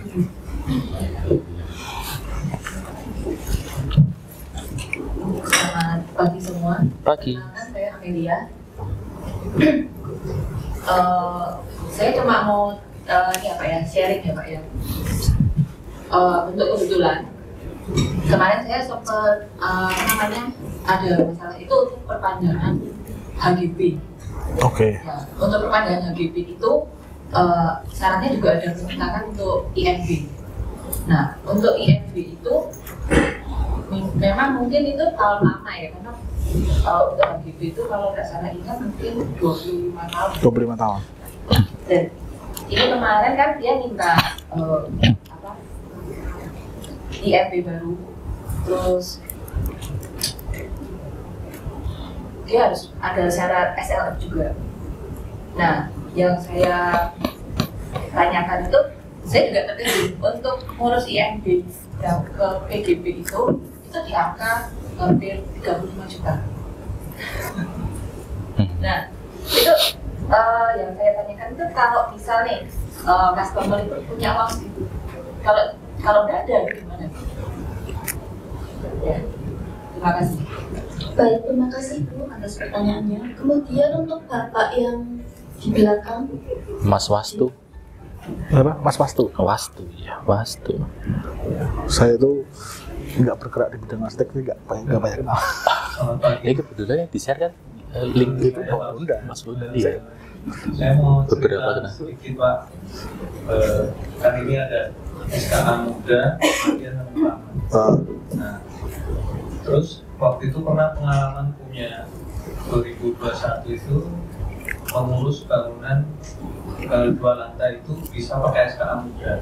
Oh iya. Jadi ketika Kota benar. Kemarin di kota nggak bisa. untuk mengurus PBG 2 lantai itu syaratnya waktu itu SKA muda nggak bagus Pak. Oke. Oh iya. Apakah ada Terus kemarin Kami butuh namanya pengecekan sertifikat. Jadi data di sertifikat manual itu hilang semua. Harus bermohon kepada BPN untuk apa yang mengeprintkan data lagi kan 2 kali kerja sebenarnya. Cuma kami butuh karena kami baca di situ. Misal ini sepadan kan ada jalan, ada parit, ada anu ya. Lah nggak ada gambar paritnya gimana? Itu terjadi Mas. Kami ada protes cuma ya karena itu produk nasional kami nggak bisa apa-apa. Jadi saya takutnya akan kecolongan. Misalnya ternyata di Persel itu ada sertifikat, ada paritnya karena nggak tergambar, nggak terinfo, kami nggak bisa menggaris sempadan itu. Saya takutnya suatu saat seperti itu. Itu sangat khawatirkan seperti itu. Kemudian tadi 2 meter atau 3 meter, saya kok belum pernah dengar sempadan 3 meter Mas. Kalau di Sleman. kebanyakan dulu. Sempadan di jalan di Sleman itu terbagi jalan nasional, jalan provinsi, kabupaten, dan lingkungan ya. Kalau yang mendekati lingkungan 2 meter. Kalau 3 meter saya belum pernah dengar. Coba nanti dicek lagi. Tapi setahu saya, kami belum pernah Mas ya dari sempadan 3 meter belum ada. Jadi kalau jalan lingkungan itu 2 meter. Itu untuk jalan-jalan desa, jalan lingkungan itu 2 meter. Monggo dicek lagi. Soal lisensi kok tadi kok apa ya? Apakah di luar arsitek bisa? Kayaknya nggak bisa Mas ya. Nggak ada aturannya kayak di luar arsitek itu bisa memperoleh lisensi. Saya pernah ditanya, saya juga bingung jawabnya. Saya lempar ke teman-teman IAI juga mereka nggak jawab. Monggo, nanti kalau saya ada pengurus ya bisa dijadikan bahan pertimbangan lah. Kan itu kan pengurus ya. Masa juga pengurus kok ya? Oke. Begitu deh. Oke, matur nuwun. Sampun. Oke. Baik, Bapak Kris Bangun atas jawabannya. Bagaimana kepada Ibu Amelia, Bapak Wastu, dan Bapak Marisal? Apakah puas dengan jawabannya? Boleh. Oh iya, baik. Oh iya, ada ada info, ada 2 surprise lagi dari berapa? 3 kaos dari belajar arsitektur, tapi PO katanya. Wah. Berarti nanti yang dapat surprise mencatatkan ukurannya Mas Bunda. 3 pertanyaan, monggo. Ini bukan pertanyaan loh Pak, ini melanjutkan yang tadi. Jadi yang misalkan ya Pak ya, misalkan saya swasta ya, tadi yang memang orientasi pemerintah untuk memberikan kemudahan di dalam mendapatkan izin atau PBG itu 10 hari bisa dieksekusi. Maka misalkan kami swasta speknya itu sama persis gitu ya, berarti kami bisa juga mendapatkan slot itu gitu kira-kira. Bayangan saya begitu. Oh, tadi yang MBR tadi loh. Oh, ini tadi MBR itu bukan cuma masalah spek ya. Maksud spek bangunannya. Iya, maksudnya kita menyesuaikan dengan kriteria itu. Nah, tadi misalnya kita pengen mengambil posisi di situ gitu supaya. Oh, gitu. Selama itu kan MBR harusnya bisa, tapi MBR kan nggak gampang. Pertama harga jual kan dibatasi. Itu kalau nggak salah di Sleman itu 150 juta tanah dan bangunan. Nah kalau itu memang masuk ya bisa ya Pak ya? Bisa. Terus gini Pak, yang ini agak sedikit lebih mendetail masalah PBG juga nih. Tim survei Pak. Nah di tim survei itu kenapa teman-teman dari PU tim surveinya anteng-anteng Pak? Jadi ketika kita dikelilingi gitu ya, ditanyakan mana SPH-nya ini Pak, kemudian mana apa yang lain-lain kayak ini. Tapi setelah itu gimana Pak? Aman? Ada tangan berita acara. PU selesai. Nah setelah itu kita dikasih tahu ini melanggar apa? Ini melanggar. Oh, gini. Nah itu ini terus sebentar. Oh iya, ampun ya. Izin. Yang kedua itu masalah kanopi, Pak. Masalah kanopi yang sifatnya permanen dan non permanen, Pak. Nah, yang non permanen itu kemarin kena, Pak. Kena pasal dan bayarnya itu 50%. Alasannya karena ini non permanen, ya. Nah itu bagaimana, Pak? Masa kita kanopi karpet mau setengah gitu, menyesuaikan dengan garis GSB-nya gitu. Oke. Kira-kira gitu. Udah Mas. Gini. Tadi soal yang baru udah ya. Yang tadi anteng-anteng. Gini, kalau soal Google pada di sini Mas, teman-teman Mas. Jadi gini, saya kurang tahu yang dimaksud anteng gimana. Tapi mungkin penanganan saya adalah tidak diinfokan pelanggaran di sana ya. Betul ya. Oke. Itu memang gini. Teman-teman di lapangan itu kan dia baru dipegang dokumen saat itu juga. Karena mereka setiap hari itu kan ditugaskan, misalnya Mas Wawan, hari ini kamu survei sama Pak siapa, ada PNS 1 ya, gitu kan. Mana aja, sehari itu bisa 5-4 dokumen. Dia nge-print, dia bawa ke lapangan. Jadi kalau misalnya pengetahuan, kejelian soal itu karena baru dokumen baru ditutupkan. Di lapangan dia akan ngecek yang lapangan. Nah nanti di kantor itu kan akan lebih detail lagi. Akan lihat misalnya sertifikatnya lebih detail, terus ada misal dokumen-dokumen yang itu akan lebih detail. Jadi mungkin kurang lebih seperti itu. Kedua, karena ya kami satu hari itu satu tim bisa 5-4 kali. Jadi kami memang bukan ngejar ya, tapi kami akan di lapangan memotret apa yang di lapangan seperti itu. Nah, dalam perhitungan kami juga menyampaikan Mas. Misalnya sudah ada perhitungan sanksi dan sanksi. Kami akan mengimbaukan untuk pemohon. Ini loh. Nah, di sana saat konsultasi ke kantor, nanti ketemu, bisa ada yang dirubah. Jadi ramenya di sana. Kalau yang di lapangan karena memang kami berusaha memotret apa yang ada di lapangan. Kalau misalnya permohonannya rumah tinggal, sementara itu tanah kosong, kami kan diam, udah selesai kosong, udah. Karena kan pindah lagi gitu ya. Terus tadi soal apa tadi? Kanopi. Nah itu kanopi memang kami perdebatannya panjang itu Mas. Itu udah dari 2021 awal kami sudah banyak diprotes oleh pengembang. Karena Mas nggak mungkin rumah nggak ada kanopinya. Gitu gitu, kira-kira karpotnya nggak ada gitu gitu. Ya memang, tapi itu akhirnya makanya terus kan kami menyikapinya seperti ini. Jika nggak ada dinding, kami terus setengah. Tapi jika ada dinding, kami terus setengah. Maksudnya apa? Berarti ada ruang di sana. Karena ada dinding kan kami aspirasi ya, itu kami ya. Karena ada dinding, ada bangunan tadi meskipun dianggap nggak permanen. Akhirnya kebijakan pimpinan Mas itu Mas, kebijakan pimpinan 50%. Tapi nanti ya jadi masukan lagi kami. Karena bosan gitu. Pos satpam di perumahan kan nggak mungkin perumahan nggak ada pos satpamnya. Ya kena sepadan juga. Kan nggak mungkin pos satpam di tengah-tengah tuh. Nah itu tetap karena itu bangunan tetap kami kenakan juga. Nah itu jadi pertimbangan kami memang. Tapi sejauh ini kebijakannya masih seperti itu. Tapi bisa masukan buat kami. Terima kasih Mas. Berarti Mas ini sering masuk di Sleman katanya. Sering. Sangat betul sekali ya. Sering. Ya matur nuwun Mas, terima kasih. Ada lagi 3 kaos yang belum laku ini? Sambil nunggu makan siang. Baik, dibuka untuk 3 pertanyaan lagi. Iya. Mas Bondan nanti nyatat ukurannya ya Mas Bondan? Iya.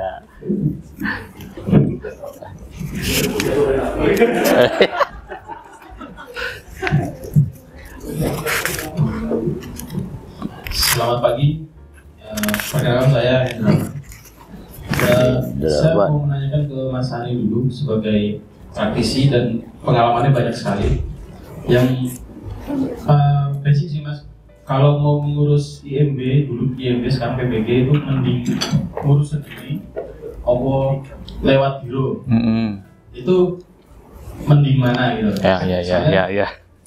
Nah, saya kok merasanya ruwet ya ngurus sendiri itu. Jadi sampai sekarang tuh kalau ada yang klien mau bangun terus minta diuruskan, saya bilang Pak mending jangan cari sendiri aja, nanti saya nyiapin dokumennya aja. Tapi ada kejadian yang nggak enak itu Mati. Mic-nya mati.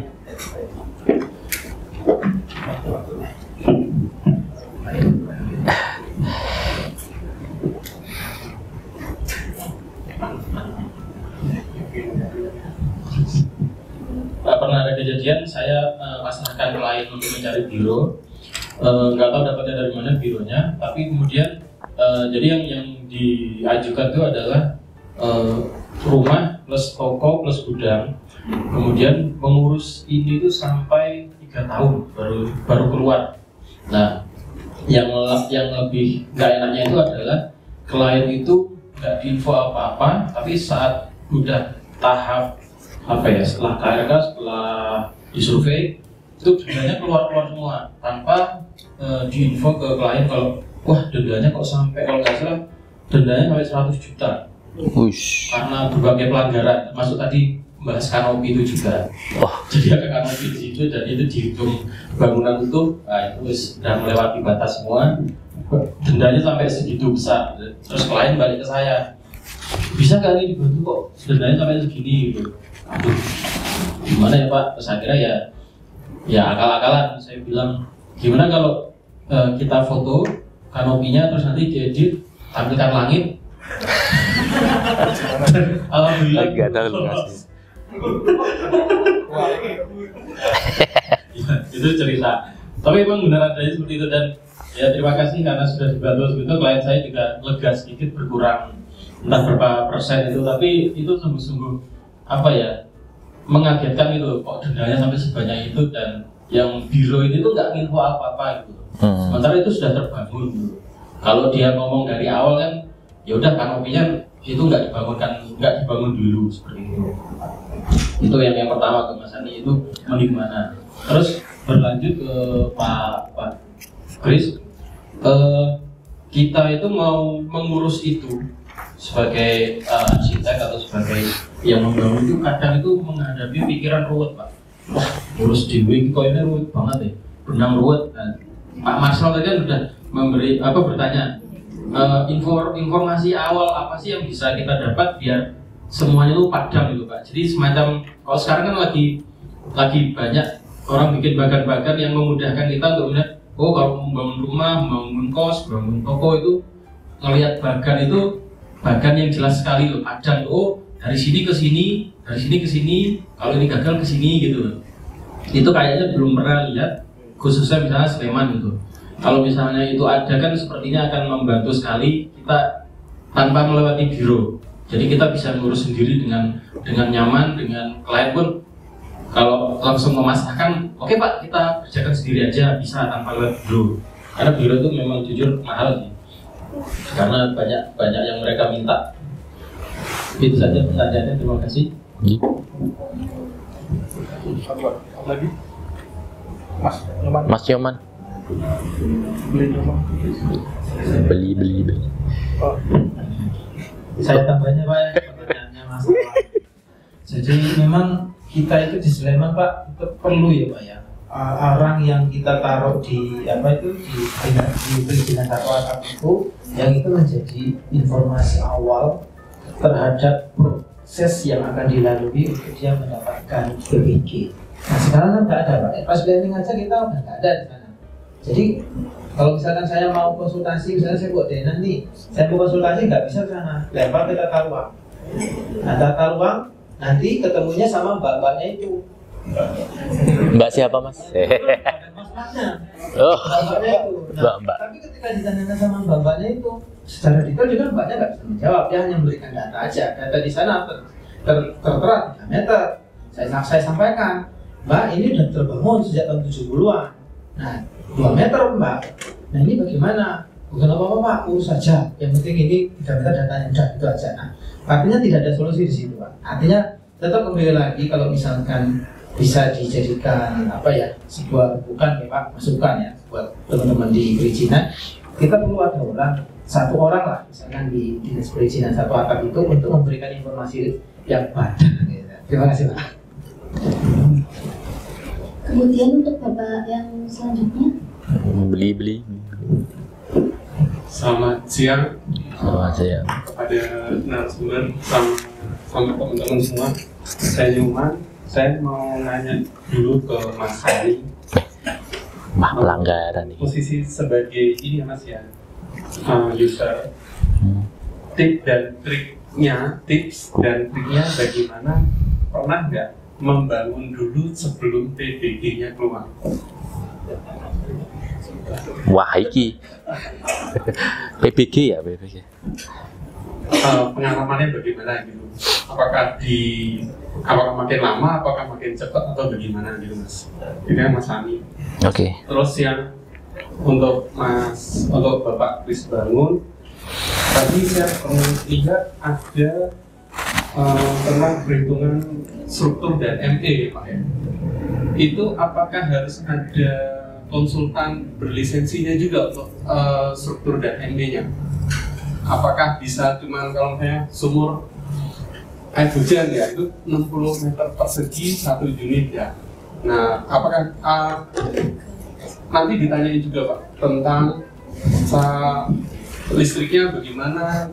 Nah itu apakah itu harus ada konsultannya atau enggak gitu Pak untuk ME, untuk lisensi konsultan ME-nya. Terus yang berikutnya Pak,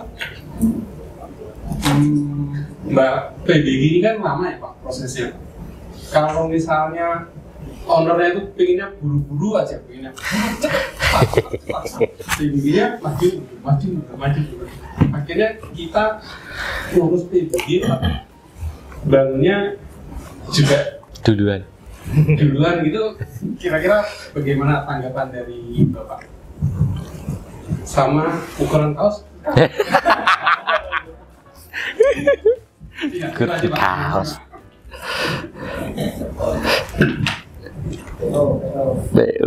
Satu pertanyaan lagi, apakah masih ada?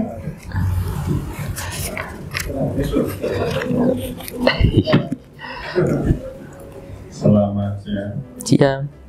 Saya Beni dari Beeline Design ya.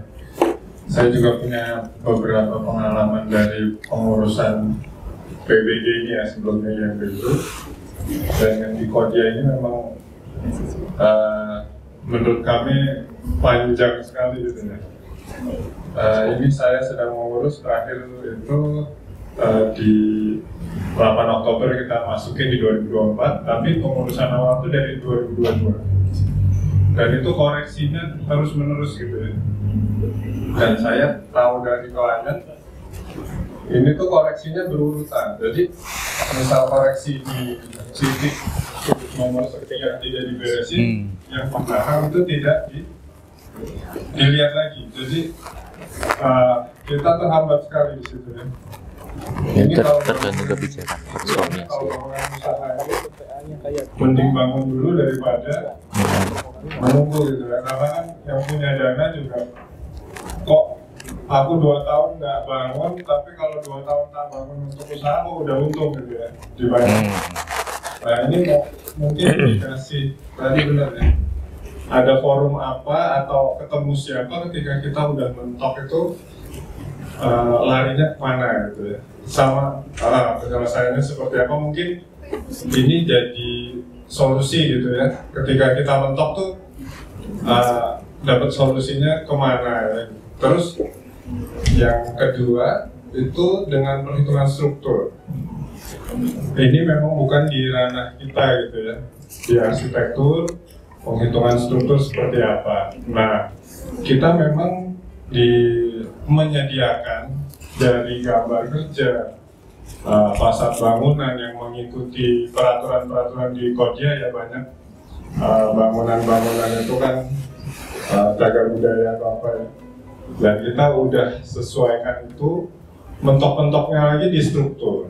Jadi apakah tidak, kita pun ngerti ya, struktur ngerti, maksudnya standarnya seperti apa gitu. Jadi untuk 1, 2, sampai 3 mungkin kita masih tahu ukuran normal ya. Apakah ini tidak jadi apa ya, maksudnya perhitungan struktur kan ya itu aja gitu ya. Maksudnya bukan mengecilkan dari segi sipil untuk menghitung, tapi malah kita dikasih pandangan bahwa 1 lantai harus sekian besinya, 2 lantai harus sekian, 3 lantai harus sekian, kecuali udah bangunan bentang lebar atau apa ya, mungkin itu bisa perhitungannya lebih disyaratkan gitu ya, dibanding 1 sampai 2 lantai itu menurut saya udah umum gitu ya, udah baku, dan hitungannya pun di 2022 katanya ada perubahan.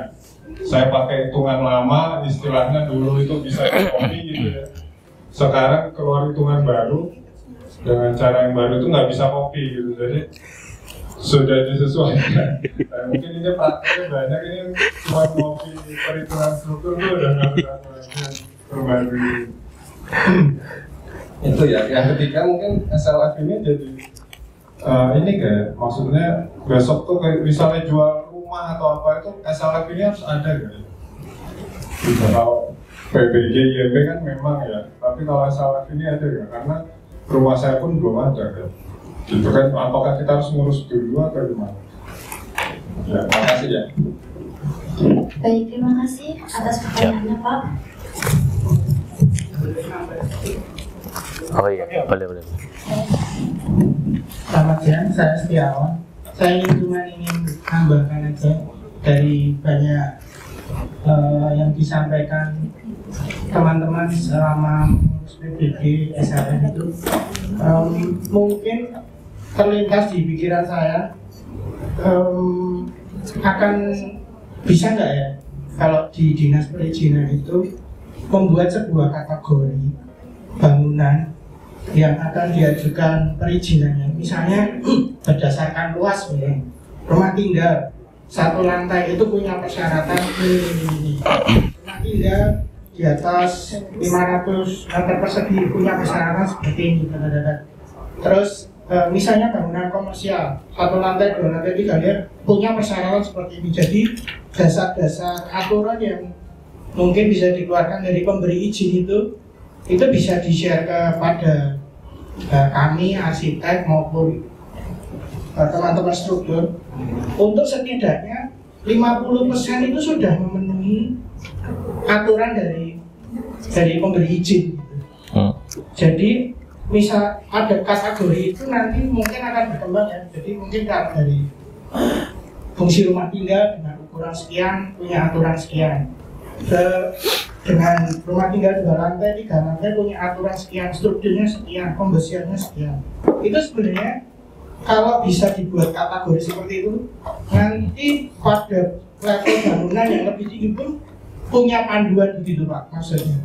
Ya itu apa bisa diterapkan seperti itu dari pihak pemberi izin supaya mempermudah, mempersingkat waktu satu, kedua mempermudah kami pelaku perancang itu untuk mengikuti aturan tersebut, dan pengajukan izin itu tidak bolak-balik seperti itu. Paling setidaknya 50% itu sudah mengikuti aturan itu. Terus kemudian dari owner mungkin dia bisnis atau dia pengembang atau dia ingin bisnis jual beli rumah itu juga ngikutin aturan dari izin, dan prosesnya itu tidak berlarut-larut itu mengarahkan sekali buat owner gitu. Itu saya sampaikan. Terima kasih. Baik, terima kasih Bapak Setiawan atas pemahamannya. Kami rangkum Pak pertanyaannya dari Bapak Hendrawan. Menurut pandangan Bapak, mengurus PBG sendiri atau pakai biro jasa? Apakah ada informasi awal atau bagian alur proses pengajuan untuk mengurus sendiri? Kemudian ada pertanyaan dari Bapak Nyoman. Untuk Bapak Edwin misalnya, tips dan trik pembangunan tunggu sebelum izin atau ada pengalaman apa sih Pak terkait hal tersebut? Kemudian pertanyaan yang ditujukan untuk Bapak Kris, perhitungan struktur dan MEP apakah harus ada tenaga berlisensi? Kemudian pertanyaan yang ketiga,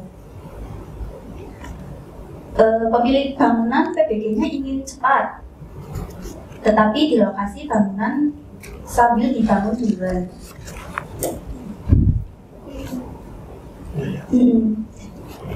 Bagaimana pandangan Bapak? Kemudian ada dari Bapak Beni, koreksi permohonan PBG tidak secara keseluruhan. Bagaimana ini, Pak? Yang kedua,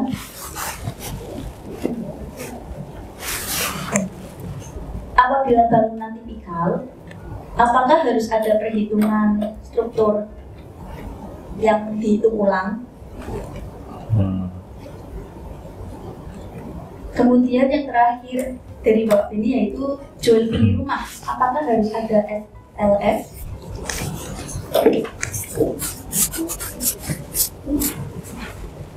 Pertanyaan dari Bapak Setiawan yaitu, apa bisa diberikan persyaratan berkas-berkas dokumen untuk pemohon terkait berbagai tipe fungsi bangunan? Terima kasih. Ini menanggapi dari Mas Hendrawan. Ngurus sendiri apa lewat biru? Mas tanya depannya jenengan Mas Marzal. Enggak, sebenarnya gini ya, sebenarnya itu sama aja. Yang kemarin sama Mas Wastu juga itu yang apa? Yang tadi saya tampilkan itu, yang rumah di Pugeran itu bironya nyerah karena nggak berani konsultasi menghadapi tim TPA. Kalau dari proses awal itu membantu ya, maksudnya dari dinas budaya, dinas apapun itu urut-urutannya sih sebenarnya membantu. Tapi kemudian ketika sudah ketemu tim TPA di kota itu biro jasanya nyerah. Jadi malah arsiteknya itu disuruh maju. Nah, mungkin kasus yang tadi Mas Wastu cerita itu awalnya dari studio arsiteknya Mas Wastu itu menggunakan apa ya? SKA-nya Mas Wastu, tapi masih muda. Kemudian sama kota itu ditolak ya. Terus akhirnya karena saya juga tim saya terlibat di struktur, kemudian akhirnya SKA saya dipakai. Nah, ketika sudah ketemu tim TPA, biro jasanya nyerah. Akhirnya kami yang bertanda tangan di situ ya maju sendiri. Makanya sempat kami protes bahwa kok ini prosesnya lama, kok ini sudah dikoreksi, katanya waktu ketemu benar, ternyata ketika keluar kok masih keliru gitu loh. Nah, ternyata memang nggak cuma dari tim TPA, juga yang upload dokumen ternyata ada kendala juga. Makanya ketika munculkan hasil koreksinya masih salah terus gitu. Nah, ini sih kembali ke Mas Hendrawan sendiri ya, mau pakai biro atau enggak. Nah, sebenarnya kalau yang tadi beberapa project yang saya minta tolong ke temen yang itu sebenarnya juga arsitek juga sih. Untuk pengurusannya kalau menurut saya fair. Ini cerita pengalaman aja. Jadi yang bersangkutan itu menginformasikan ke klien retribusi yang harus dibayarkan berapa. Kemudian dia dengan ini juga menyampaikan jasa saya untuk wirawiri itu dia menyebutkan. Jadi nggak ada abu-abu istilahnya tiba-tiba ditembak berapa tadi 30 juta ditembak berapa itu. Nah, sebenarnya ya mungkin dilalai. Saya ketemu teman yang ngurus yang dia mau fair seperti itu. Nah, kalau ternyata ketemu yang kurang fair ya mungkin Anda harus mencari lagi ya. Enggak sih. Nah, itu sebenarnya pertimbangannya kembali lagi ke diri kita masing-masing, apakah kita sanggup untuk wirawiri membantu klien atau Pak saya cuma gambar aja gitu. Nah, mungkin seperti itu. Kemudian Mas Nyoman, Coach Nyoman, ini pelatih tenis saya. Ini tips dan trik, ini kok buka kartu Mas? Enggak sih, sebenarnya gini, mungkin tiap daerah beda-beda ya. Sleman, kota, Bantul, sama yang saya tanya kemarin yang di Wonosari, mungkin tiap kabupaten itu punya kebijakan sendiri-sendiri. Yang mungkin juga disebutkan sama Pak Kris kan, Pak Kris punya kebijakan tim TPA-nya nggak ribet-ribet banget gitu loh. Beda sama kota. Nah, sebenarnya kalau yang di kota itu Baiknya sih ya harus jadi dulu baru dibangun. Saya ambil jalan tengah aja. Teman-teman buka divisi biro jasa perizinan. Nah, sepakat. Karena gini, ini tadi saya sampai lihat di mata saya ya, biro jasa itu saya nggak ada masalah. Lebih bagus urus sendiri memang, gitu. Tapi kan apa ya teman-teman sempat wilayah itu kan. Nah, terus tapi satu sisi biro jasa juga akan mentok saat misalnya saat teknisnya kurang. Nah, kalau saya malah pikir saya juga lihat beberapa studi arsitek juga include saya lihat di IG gitu kan melayani urusan PBG dan SLF. Saya nggak perlu nyebut mereknya tapi dekat rumahnya Mas. Jadi itu saya kan sering lihat gambarnya, saya soal kopnya itu saya sering lihat di permohonan itu kan. Nah itu mungkin bisa jadi solusi ya. Maksud saya kalau memang itu ya bentuklah divisi yang memang untuk urus perizinan. Satu sisi klien yang puas, satu paket ya. Satu sisi kami juga senang. Jadi yang ngurus yang ngerti teknis gitu loh. Karena keluhan kami adalah biro jasa itu sering nggak tahu teknis. Itu yang repot di kami. Itu saran aja kalau misalnya kedepannya semakin lagi ya. Atau perlu bikin konsorsium teman-teman YAF, bikin satu usaha pengurusan perizinan di YAF itu kan nanti membantu teman-teman di sini. Jadi satu orang aja di pasrah gitu kan. Itu soal aja. Tadi soal bagian Mas itu Hendrawan ya. Itu gini. Saya juga serba salah gini. Saya dapat info kemarin dari pimpinan itu katanya di Bantul tuh sedang ada pemeriksaan entah BPK atau KPK ya. Salah satu temuannya adalah PU harusnya nggak boleh melayani pemohon langsung CS seperti kami itu ya. Itu harusnya di mall pelayanan perizinan. Sementara teman-teman di perizinan itu nggak paham teknis di PU, ya jadi sebenarnya ya. Nah, tapi kedepannya di MPP kan besok ini peresmian MPP Sleman yang baru itu. Nanti di sana akan ada booth termasuk boothnya kami dari Dinas PU yang mungkin kami sedang kami pikirkan kami ingin naruh orang di sana yang bisa menjelaskan proses dari awal dan akhir secara teknis ya. Jadi bukan cuma secara kulitnya aja, karena kalau cuma kulitnya aja mungkin di teman-teman di perizinan bisa, cuma kalau yang teknis kan kami harus bisa menjelaskan. Itu jadi masukan juga dari kami. Tapi terus dari Mas Nyoman, saya baru namanya Coach Nyoman nih ya, itu konsultan Mas ya. Konsultan itu kalau yang struktur sepertinya harus, karena kan dia harus punya lisensi softwarenya ya. Itu kan biasanya kan melekat ke siapa. Tapi kalau itu masih belum terlalu kami gitu. MEP nggak perlu. Itu. Kemudian tadi PBG minta cepat, ya tergantung yang ngurus kan gitu kan. Soalnya pengalaman teman saya, ya itu minta cepat tapi nggak diperbaiki ya nggak bisa gitu. Kemudian gitu. Kemudian dari Pak Mas Beni ya, ini apa tadi? Bagian tadi sama ya, usulan juga sama. Oke, nanti sebetulnya gini, tadi juga menjawab mungkin pertanyaan Mas Setiawan tadi.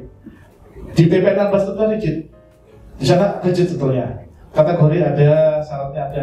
Yang jadi repot gini, saat kita masuk di CBG, saya aja belum bisa ditanya. Misalnya rumah tinggal sekian meter, itu syaratnya apa aja, kadang-kadang beda-beda. Itu yang masih repot.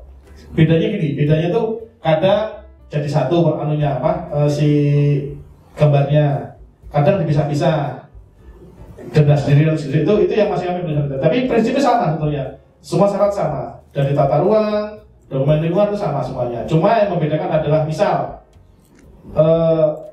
luasan bangunan di bawah 5.000 itu SPPL dokumen lingkungannya ya. Di atas 5.000 UKL-UPL itu bedanya di situ. Itu kan akan tergantung aturan masing-masing. Cuma kurang lebih sama semuanya. Rumah tinggal nggak perlu dokumen lingkungan seperti itu. Tapi nanti baiklah kami akan mungkin supaya buat pegangan juga kami supaya kami bisa menjelaskan pemohon perlu bagan yang legit. Kemudian pertanyaannya, SLF harus ada apa enggak saat jual beli? Trennya seperti itu trennya. Karena apa? Banyak orang dari bank datang ke kami. Dia minta suatu keterangan. Misalnya ternyata ada kliennya atau nasabahnya sedang proses di kami untuk jual beli.